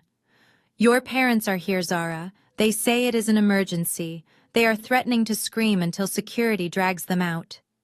I sighed and told her to send them in. I had expected this. Julian had tapped them dry, and now he needed one last injection of cash to flee the country. My mother Verna burst through the doors first, looking like she had not slept in a week. Her eyes were wild, her hands shaking as she clutched her handbag. My father Otis followed close behind, looking gray and sweaty. They did not sit down. They marched right up to my desk. "We need $100,000, my father said without preamble. "Right now. Today." I leaned back in my chair, interlacing my fingers. "Good morning to you too, Dad. Is everything all right?" "Stop playing games, Zara," my mother snapped. "Julian is in trouble. His family trust fund in Luxembourg has been flagged for a security audit. There is $50 million sitting there waiting to be released to him, but the bankers need a liquidity-proof fee to unlock the transfer. It is a standard banking procedure for high-net-worth individuals." I almost laughed. The liquidity-proof fee. It was the oldest scam in the book. It was the Nigerian prince email brought to life in a bespoke suit. Julian wasn't even trying anymore. He was relying on their sheer desperation and financial illiteracy to blind them. "And let me guess," I said calmly. "He does not have the cash on hand because all his money is tied up in crypto." "Exactly," my father said, missing the sarcasm entirely. "He needs a bridge loan, just for 24 hours. As soon as the trust unlocks, he is wiring us back 300,000. That is a 200% return in one day, Zara. You are a businesswoman. You understand ROI. I looked at them. They were pathetic. They were so blinded by greed, by the promise of easy millions, that they could not see the man robbing them blind. They had already lost their home and their retirement. Now they wanted to drag me down with them. "I cannot do it," I said. "That is a lot of money to move on such short notice." "You have it," my mother screamed, slamming her hand on my desk. "We know you have it. You just want to see us fail. You want to ruin your sister's wedding because you are jealous that she married a millionaire and you are alone.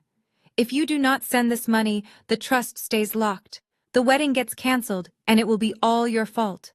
She was trembling. She truly believed that I was the villain holding the key to their salvation. I looked at the clock. It was 10 a.m.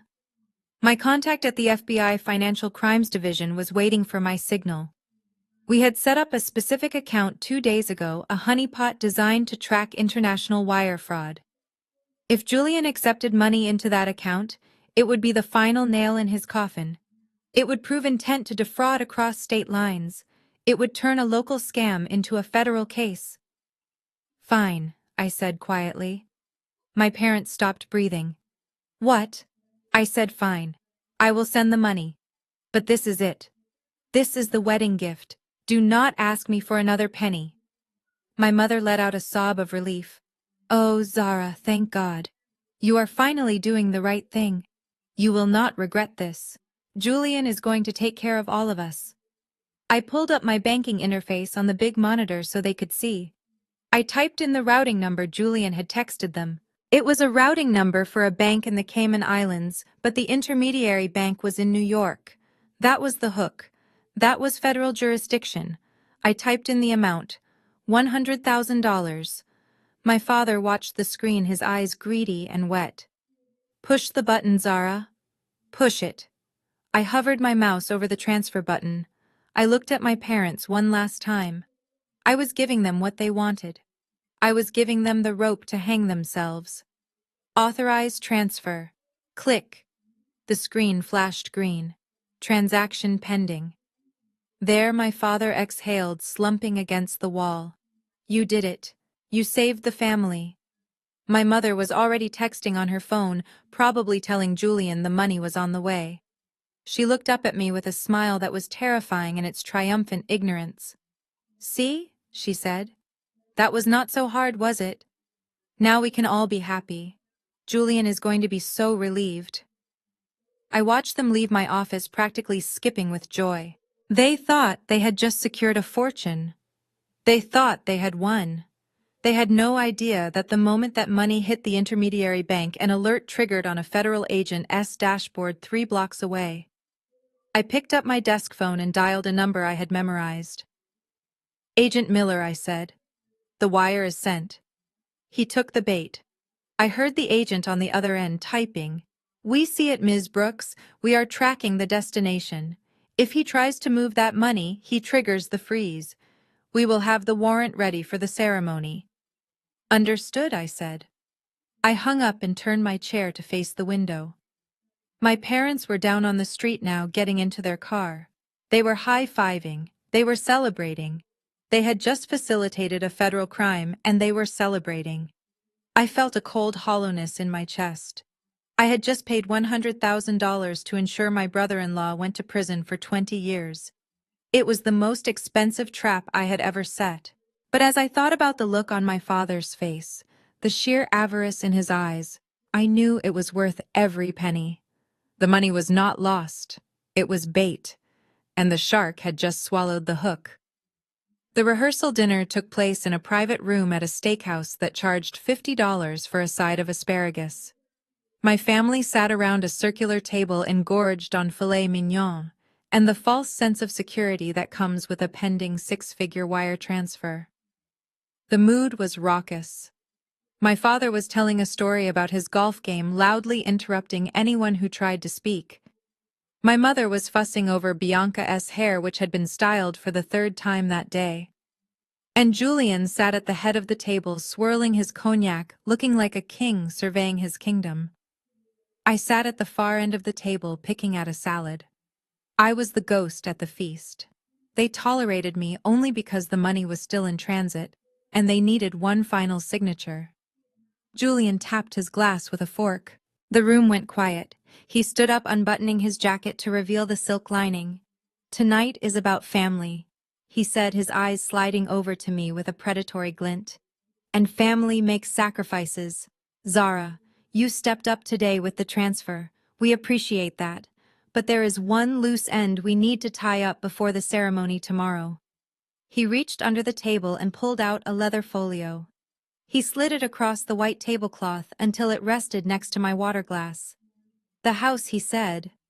"Since we are all moving forward, and you have admitted you were wrong to evict us, it is only right that you transfer the title to Bianca and me. We need it for the business headquarters. It will be our wedding gift, a symbol of your apology." The room went deadly still. My mother looked at me, her eyes daring me to refuse. My father crossed his arms. "It is the least you can do." "Zara," my father grunted, "after the way you humiliated us with the police, sign the house over. Prove you are actually part of this family." I looked at the document. It was a quitclaim deed transferring full ownership of my estate to Julian Miller and Bianca Brooks for the sum of $1. It was poorly drafted, probably downloaded from a legal template site, but it was legally binding if signed and notarized. I hesitated, playing the part. "I cannot just give you an $800,000 house, Julian. I have a mortgage." Julian laughed. It was a cruel barking sound. "Listen to her. Always worrying about the numbers. That is why you are alone, Zara. That is why you are sitting here with no date, no ring, and no future. You are a stupid old maid clutching your pennies while life passes you by." He leaned over the table, his breath smelling of expensive meat and cheap ambition. "Look at Bianca," he sneered, pointing at my sister. "She has love. She has a future. You have nothing. You are pathetic. We are doing you a favor by letting you help us. It gives you a purpose. Now sign the paper and maybe we will let you give a toast tomorrow." I looked at my parents, waiting for them to defend me, waiting for them to tell him he could not speak to their daughter that way. My mother laughed. "He is right, Zara," she said, taking a sip of wine. "You are difficult to love. This is your chance to be useful. Do not ruin it." My father nodded. "Sign it. Stop being selfish for once in your life." That was the moment, the final severance.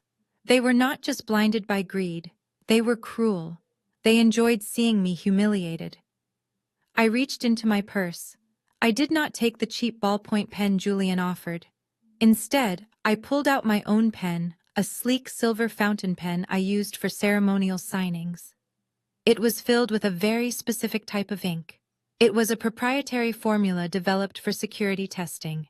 It looked like dark blue permanent ink when wet. But upon exposure to air for more than 4 hours, it underwent a chemical reaction and evaporated completely, leaving no trace on the paper. I uncapped the pen. "You are right," I said, my voice trembling with feigned defeat. "I do not want to be alone. I want to be part of the family." I bent over the document. I signed my name in sweeping clear letters. Zara Brooks. Julian snatched the paper away before the ink was even dry. He stared at the signature, greed shining in his eyes.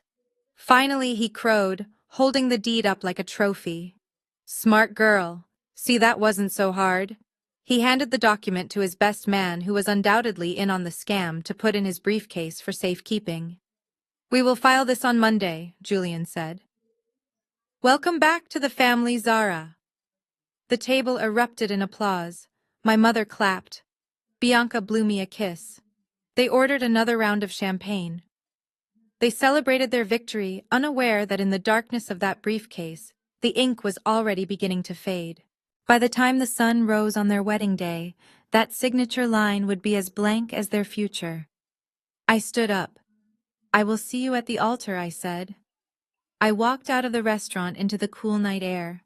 I felt lighter than I had in years. They had called me stupid. They had called me a maid. But as I got into my car, I checked my watch. The countdown had begun. They had 12 hours of happiness left. I was going to let them sleep, and then I was going to wake them up. The morning of the wedding dawned with a sky so blue it felt like a mockery. The sun glinted off the skyscrapers of Atlanta, promising a day of joy and celebration. For my family, it was the coronation they had always dreamed of. For me, it was Judgment Day. I arrived at the venue 2 hours before the guests were scheduled to appear. The ballroom was a sea of imported white orchids and crystal chandeliers. It smelled of money. My money. I walked straight to the audiovisual booth, located on the mezzanine level overlooking the dance floor. A young technician wearing a headset looked up as I entered. He looked bored, tired, and completely unsuspecting. "I am the bride's sister," I told him, flashing my most charming smile. Bianca asked me to bring the final version of the photo slideshow. There were some last-minute additions from the rehearsal dinner that she really wanted included. The technician shrugged and held out his hand. "Sure thing, just make sure the format is compatible. We are running the projection right after the first dance." I handed him a silver USB drive. It was heavy in my palm, cold to the touch. It looked identical to the one Bianca had given him yesterday, but the files inside were very different. Instead of childhood photos and romantic montages set to Ed Sheeran, this drive contained the dossier Vance had compiled. It held the mugshots from Florida. It held the screenshots of the forged loan application. And most importantly, it held the audio file of Julian at his bachelor party calling my parents marks and my sister a prop. I watched him plug it in. I watched the file load. Love Story, Final.mp4. I had named it perfectly. "Great, it works," the technician said, giving me a thumbs up. I walked back down the grand staircase, my heels sinking into the plush carpet. The trap was primed. Now I just needed to make sure the rats didn't scurry away before the cage dropped. I stood by the entrance as my special guests arrived. They did not look like police officers. They looked like the kind of men who owned islands. Detective Miller wore a charcoal suit that cost more than my car tailored to hide the service weapon holstered at his waist. He was accompanied by 2 other agents from the fraud division posing as his associates. Zara Miller said, greeting me with a polite nod. "Lovely venue. Is the groom present?" "He is in the bridal suite getting ready," I said quietly. "He thinks you are the angel investors for his crypto project. He is expecting a term sheet today." Miller smiled a tight, wolfish expression. Oh, we have a term sheet for him, all right. It is about 20 years long. I led them into the main hall where my parents were already holding court. Otis and Verna looked radiant in their expensive formal wear, oblivious to the fact that they were destitute. When I introduced Miller as a managing partner from a New York hedge fund, my father's eyes practically bulged out of his head. He shook Miller's hand with a sweaty, desperate grip. "So wonderful to meet you," my father gushed. "Julian has told us so much about his connections. We are just so proud of him. He is going to change the world with this technology." I watched Miller nod politely, his eyes scanning the room, assessing the exits, calculating the takedown. My parents were shaking hands with the man who would arrest their son-in-law in less than an hour, and they thought they were networking. The irony was so sharp it almost drew blood. My phone buzzed in my clutch. It was a text from Bianca. I looked at the screen expecting a thank you, or perhaps a moment of pre-wedding jitters. Instead, the message read, "We are short on cash for the vendor tips. I need 5,000 transferred to my account immediately. Do not embarrass me, Zara. Send it now." I stared at the words. Even now, moments before walking down the aisle, she was still taking. She was still demanding. She truly believed I existed solely to service her desires. The ink on the deed she thought she owned hadn't even finished fading, and she was already asking for more. I did not reply. I slipped the phone back into my bag. Let her panic. Let her check her balance and see zeros. It would add a nice edge of authentic anxiety to her performance at the altar. The string quartet began to play. The guests were taking their seats. I saw Julian enter from the side door, laughing with his best man straightening his tie. He looked confident. He looked rich. He looked like a man who had gotten away with it. He caught my eye and winked a smirking gesture of dominance. He thought he owned me. He thought the deed was signed, the money was sent, and his future was secured. I walked to the front row and took my seat, the seat reserved for the maid of honor. I smoothed my dress and folded my hands in my lap. I looked at the empty altar where a priest was waiting to sanctify a union built on fraud and theft. The air in the room was heavy with the scent of expensive flowers and cheap perfume. The anticipation was palpable. Everyone was waiting for the bride. Everyone was waiting for the fairy tale. I was the only one waiting for the horror movie to start. And as the heavy oak doors at the back of the room began to creak open, signaling Bianca's entrance, I checked my watch. It was time. The stage was set, the players were in position, and I was ready to bring down the curtain. The string quartet swelled into a crescendo as the heavy oak doors swung open. Bianca stood there framed by the archway, looking like a vision in $30,000 of stolen silk. She walked down the aisle, her face a mask of triumphant joy, her eyes scanning the crowd, not for friends, but for validation. She walked slowly, savoring every second of attention, her train trailing behind her like a royal cape. My mother Verna was dabbing her eyes with a monogrammed handkerchief, sobbing loudly enough to ensure everyone noticed her performance of the proud matriarch. My father Otis puffed out his chest, looking at the guests with a smug expression that said, "Look at what we bought." They were weeping for a fantasy. They were crying tears of joy for a union that was about to bankrupt them. They saw a tech billionaire and a princess. I saw a con artist and an accomplice. Julian stood at the altar waiting. He looked every inch the tech mogul in his bespoke tuxedo purchased with money he did not have. As Bianca reached him, he took her hands. He looked deep into her eyes with a sincerity that would have won an Oscar. The priest began the ceremony, but I barely heard the standard liturgy. I was focused on Julian as he pulled a piece of paper from his pocket to read his vows. "Bianca, my love," he began, his voice trembling with manufactured emotion. "From the moment I met you, I knew you were my destiny. You are not just my wife, you are my partner, my muse, my anchor. I promise to build a world for us where you never have to worry about a single thing.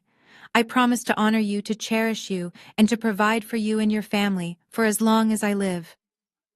A collective sigh went through the room. My mother clutched my father's arm, overcome by the beauty of the lie. I sat in the front row, my hands resting quietly in my lap. Underneath the silk of my dress, my fingers curled around the small cold plastic of the remote control. It was a simple device, usually used to advance slides during corporate presentations. Today, it was the trigger for a nuclear explosion. I watched Julian's lips move, watched him promise eternal wealth and security, and I felt nothing but a cold, clinical detachment. He was promising to provide for a family he had already robbed. He was pledging loyalty to a woman he planned to abandon in 6 months. It was grotesque. Then it was Bianca's turn. She spoke about how Julian had saved her, how he was the man she had always dreamed of, a man of vision and power. It was nauseating. It was a transaction masquerading as a romance. She did not talk about his kindness or his humor. She talked about the life he would give her. She talked about the empire they would build. The priest smiled benevolently at them. He raised his hands to bless the couple. Then he asked the question that is usually just a formality in modern weddings, a relic of a bygone era. If anyone here has just cause why these two should not be joined in holy matrimony, speak now, or forever hold your peace. The room went silent. It was the heavy, expectant silence of 300 people waiting for the ceremony to proceed. Julian smiled at the crowd, a cocky, assured grin. He thought he was safe. He thought he had won. He looked at me, and for a split second his eyes mocked me, daring me to say a word. He thought I was beaten. He thought I was just the bitter sister sitting in the front row. I looked back at him. I did not smile. I simply stood up. My chair scraped loudly against the marble floor, echoing in the silent hall. Every head turned. My mother gasped.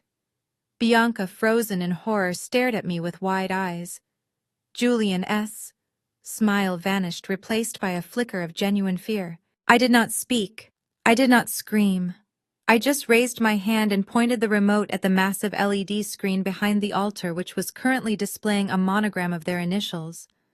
I pressed the button. The ballroom erupted into chaos that rippled outward from the altar like a shockwave.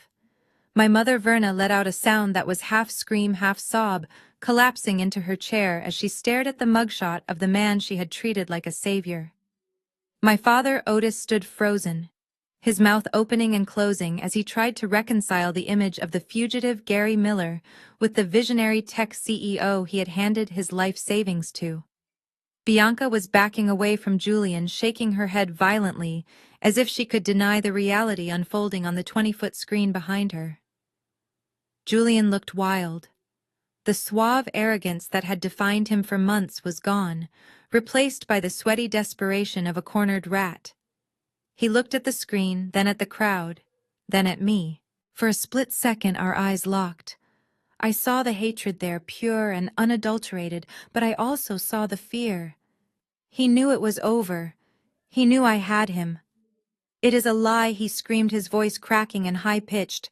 "She faked it. It is deep fake technology. She is trying to frame me because she is jealous. Otis, tell them I am legitimate." But my father did not answer.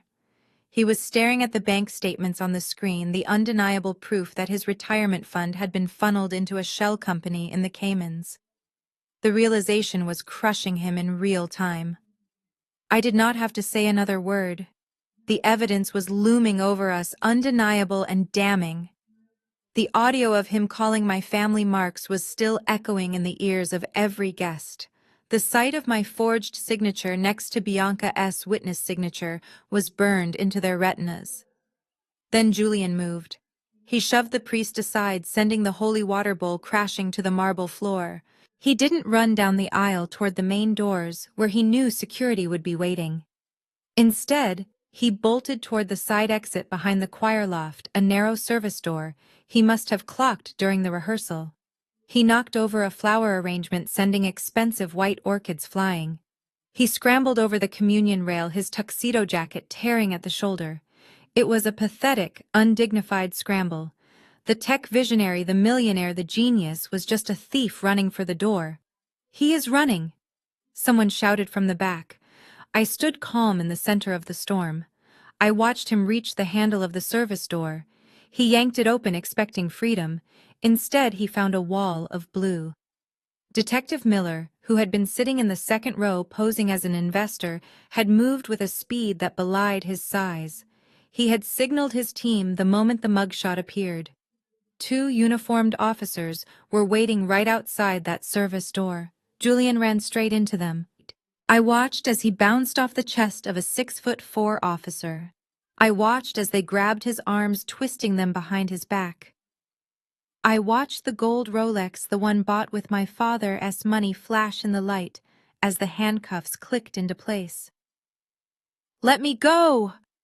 Julian screamed, struggling uselessly against the officers. "You have no jurisdiction. This is a mistake. My lawyer will sue you all." Detective Miller stepped through the door onto the altar. He pulled a folded piece of paper from his jacket pocket. "Gary Miller," he announced, his voice booming over the commotion. "You are under arrest for wire fraud, grand larceny, identity theft, and flight to avoid prosecution. You have the right to remain silent." The guests were on their feet, phones out, recording everything. This was not the wedding of the century. It was the scandal of the decade. And right in the middle of it stood Bianca, still clutching her bouquet, her face a mask of ruined mascara and shock. She looked at Julian in handcuffs. Then she looked at me. "Zara." She wailed, the sound thin and terrified. "What did you do?" I did not answer her. I looked at the screen where the evidence of her own crime, the forged signature, was still displayed. I pointed the remote one last time and pressed the button. The screen went black, plunging the room into a sudden, stark silence. The show was over. Now it was time for the reckoning. The sight of Julian being dragged down the aisle in handcuffs was a spectacle that would have satisfied most people, but Detective Miller was not finished. He handed Julian off to the uniformed officers and turned back toward the altar where Bianca was standing alone, trembling in her $30,000 dress. She looked like a porcelain doll that had been dropped on concrete, cracked and fragile. She looked at me, her eyes pleading, begging for me to intervene, to tell them it was all a misunderstanding. She still thought I was her safety net. She still thought that after everything she had done, I would catch her. "Bianca Brooks," Detective Miller said, his voice cutting through the murmurs of the stunned guests. "Please step forward." Bianca took a stumbling step back, shaking her head. "What is going on? I did not do anything. He lied to me too. I am a victim here."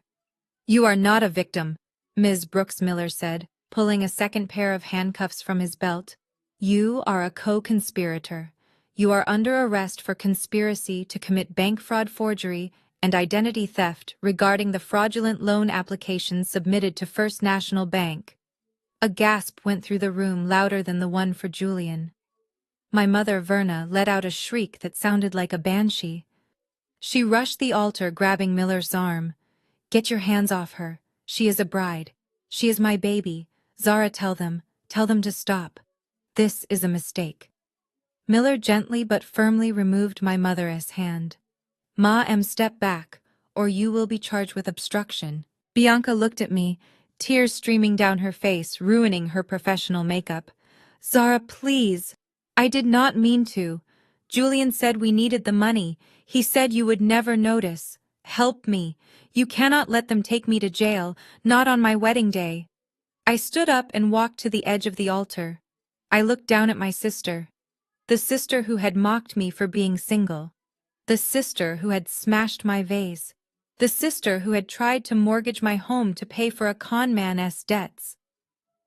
"I did not arrest you, Bianca," I said, my voice carrying clearly in the silent room. "You arrested yourself the moment you signed my name on that application. I gave you a chance. I gave you 24 hours to leave my house. I gave you a chance to walk away. But you wanted more. You always want more." My father, Otis, stumbled up the steps, his face purple with rage. He pointed a shaking finger at me. "You did this. You vindictive witch. You set them up. You could have just paid for the wedding. You could have just signed the loan. You have millions, Zara. Why do you have to destroy your sister? Stop this right now. Call your lawyers. Fix it. I looked at my father.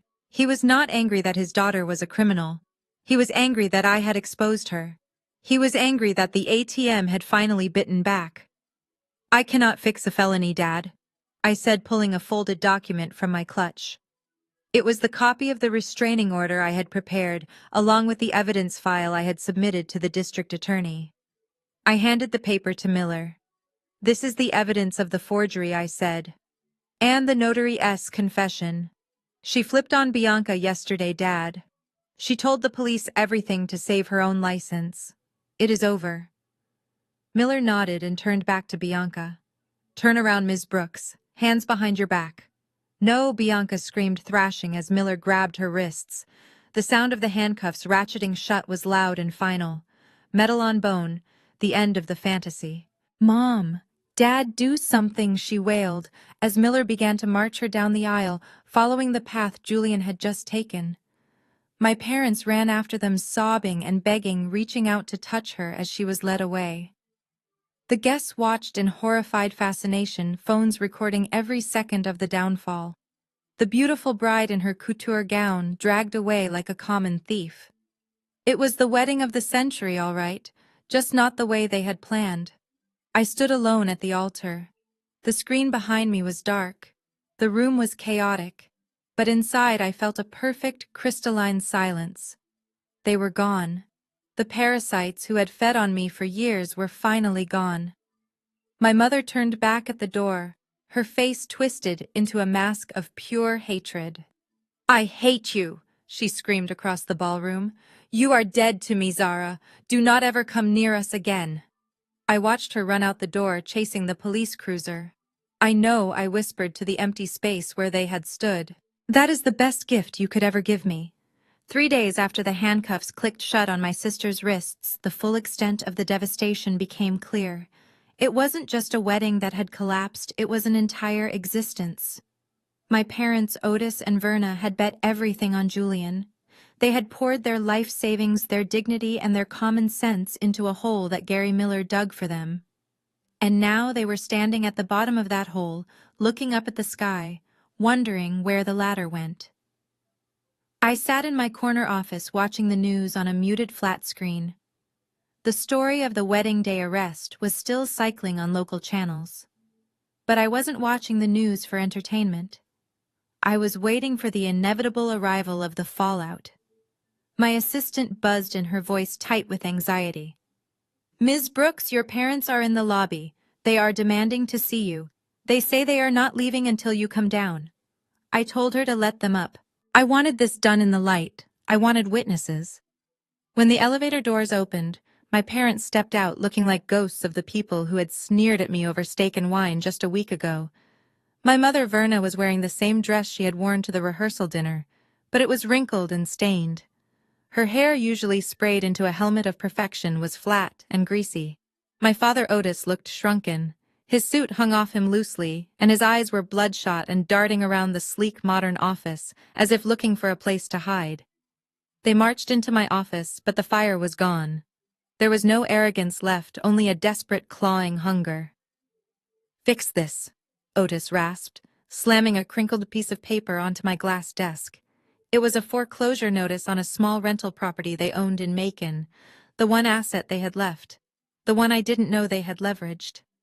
You need to call the bank, he demanded, his voice shaking. Tell them it was a mistake. Tell them Julian is good for it. The police seized his accounts, but once this misunderstanding is cleared up, he will pay it back. You have connections, Zara. Make a call. I stared at him. He still believed.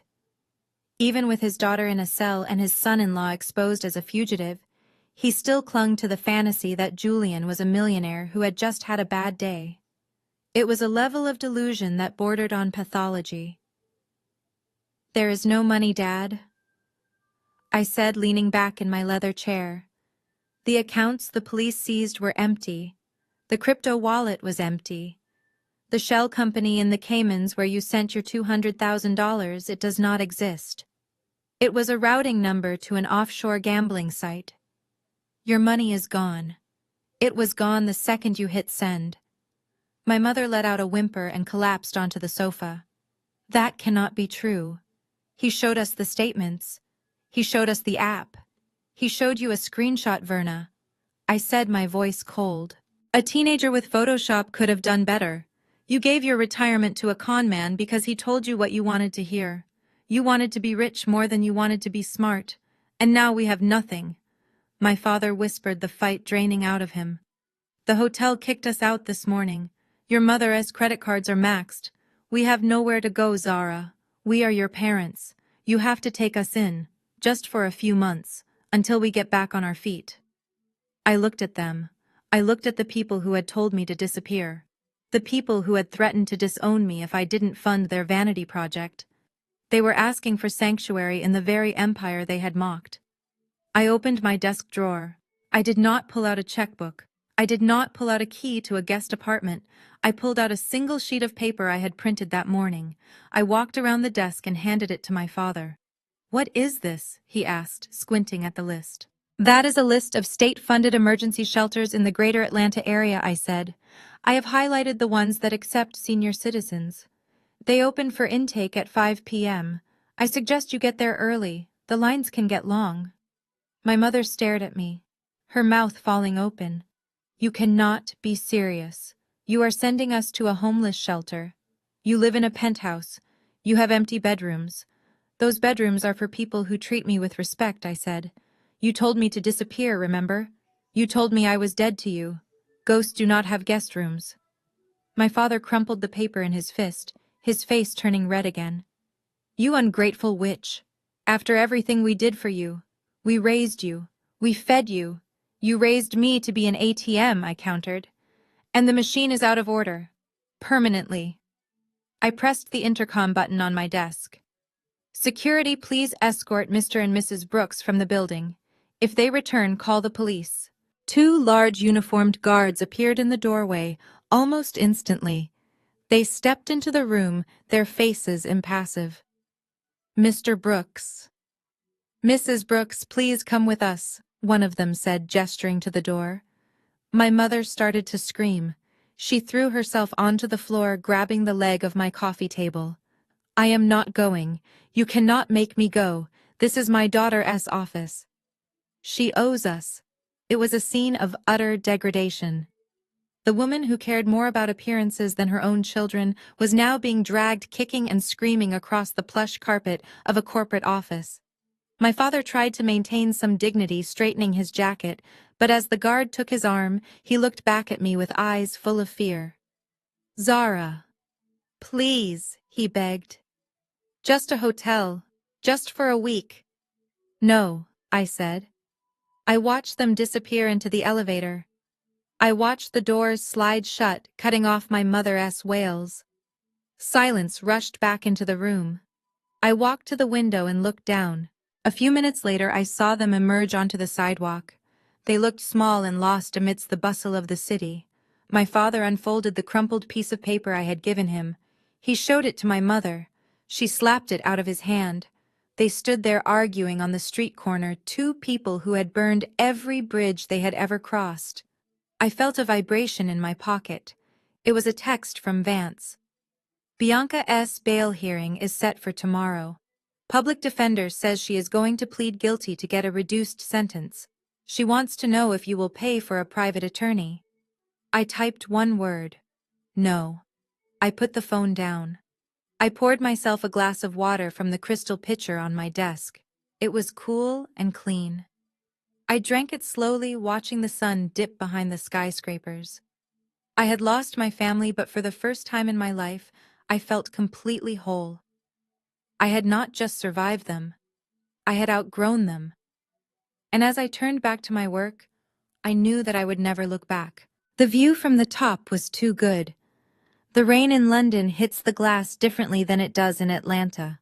It is softer, more persistent.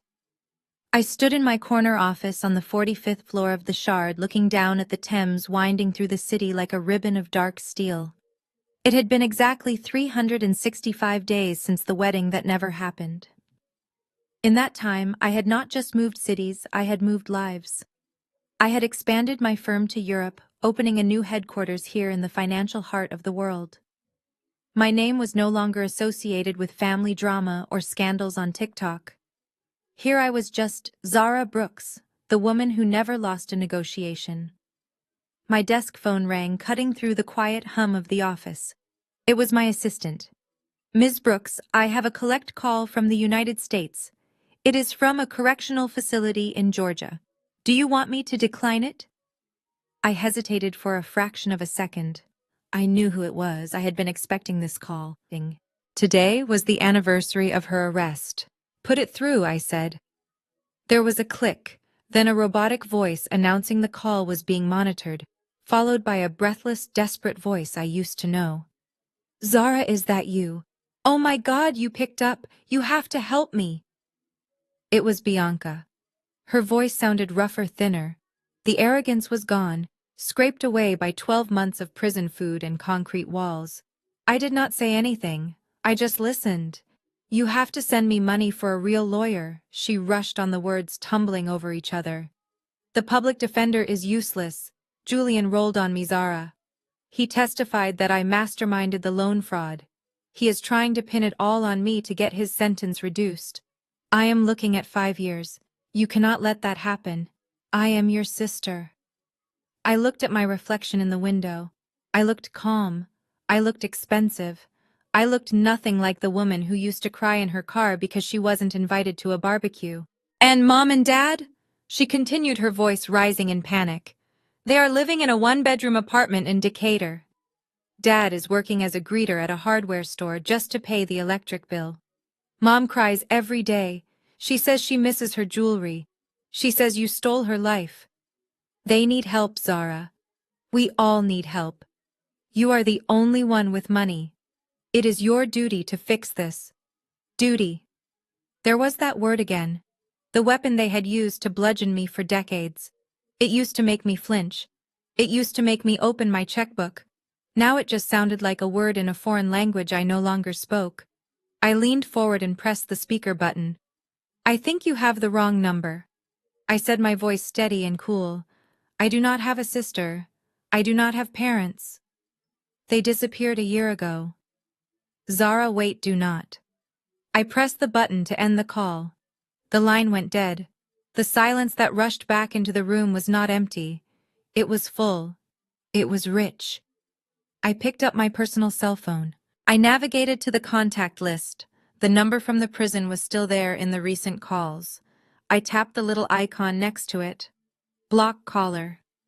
Then, just to be thorough, I went into my settings and changed my number entirely. It was a digital severance, a final cut of the cord. I walked over to the sidebar where a bottle of vintage Bordeaux was breathing. It was a 2015 Margaux, significantly better than the bottle Julian had stolen from my table. I poured a glass, watching the deep red liquid swirl against the crystal. I walked back to the window. The city of London was lighting up below me, a sprawling grid of gold and white. I took a sip of the wine. It tasted like oak and berries and victory. For 34 years, I had thought family was an obligation. I thought love was a transaction where I paid in blood and money and received nothing in return. I had thought that walking away would kill me. But standing there watching the world turn beneath my feet, I realized the truth. I was not alone. I was free. The parasites were gone. The noise was gone. The guilt was gone. I raised my glass to the reflection in the window, to the woman who had finally learned to save herself. "Cheers," I whispered. I turned my back on the window and went back to work. I had a meeting in the morning with a tech founder in Berlin. Life was moving forward, and I was finally in the driver's seat. The view from the top was perfect, and I did not miss the view from the bottom one bit. The most powerful lesson from Zara's journey is that family isn't defined by DNA, but by mutual respect and genuine care. For years, she believed her worth was tied to her utility, mistaking financial exploitation for familial duty. Breaking free required the courage to see her relatives not as people to be saved, but as toxic influences dragging her down. True peace arrives only when we stop lighting ourselves on fire to keep ungrateful people warm. Establishing firm boundaries isn't an act of cruelty. It is an act of necessary survival. Your first obligation is always to protect your own peace. If you've ever had to choose between your sanity and your family's unreasonable demands, hit that like button and subscribe for more stories about reclaiming your power.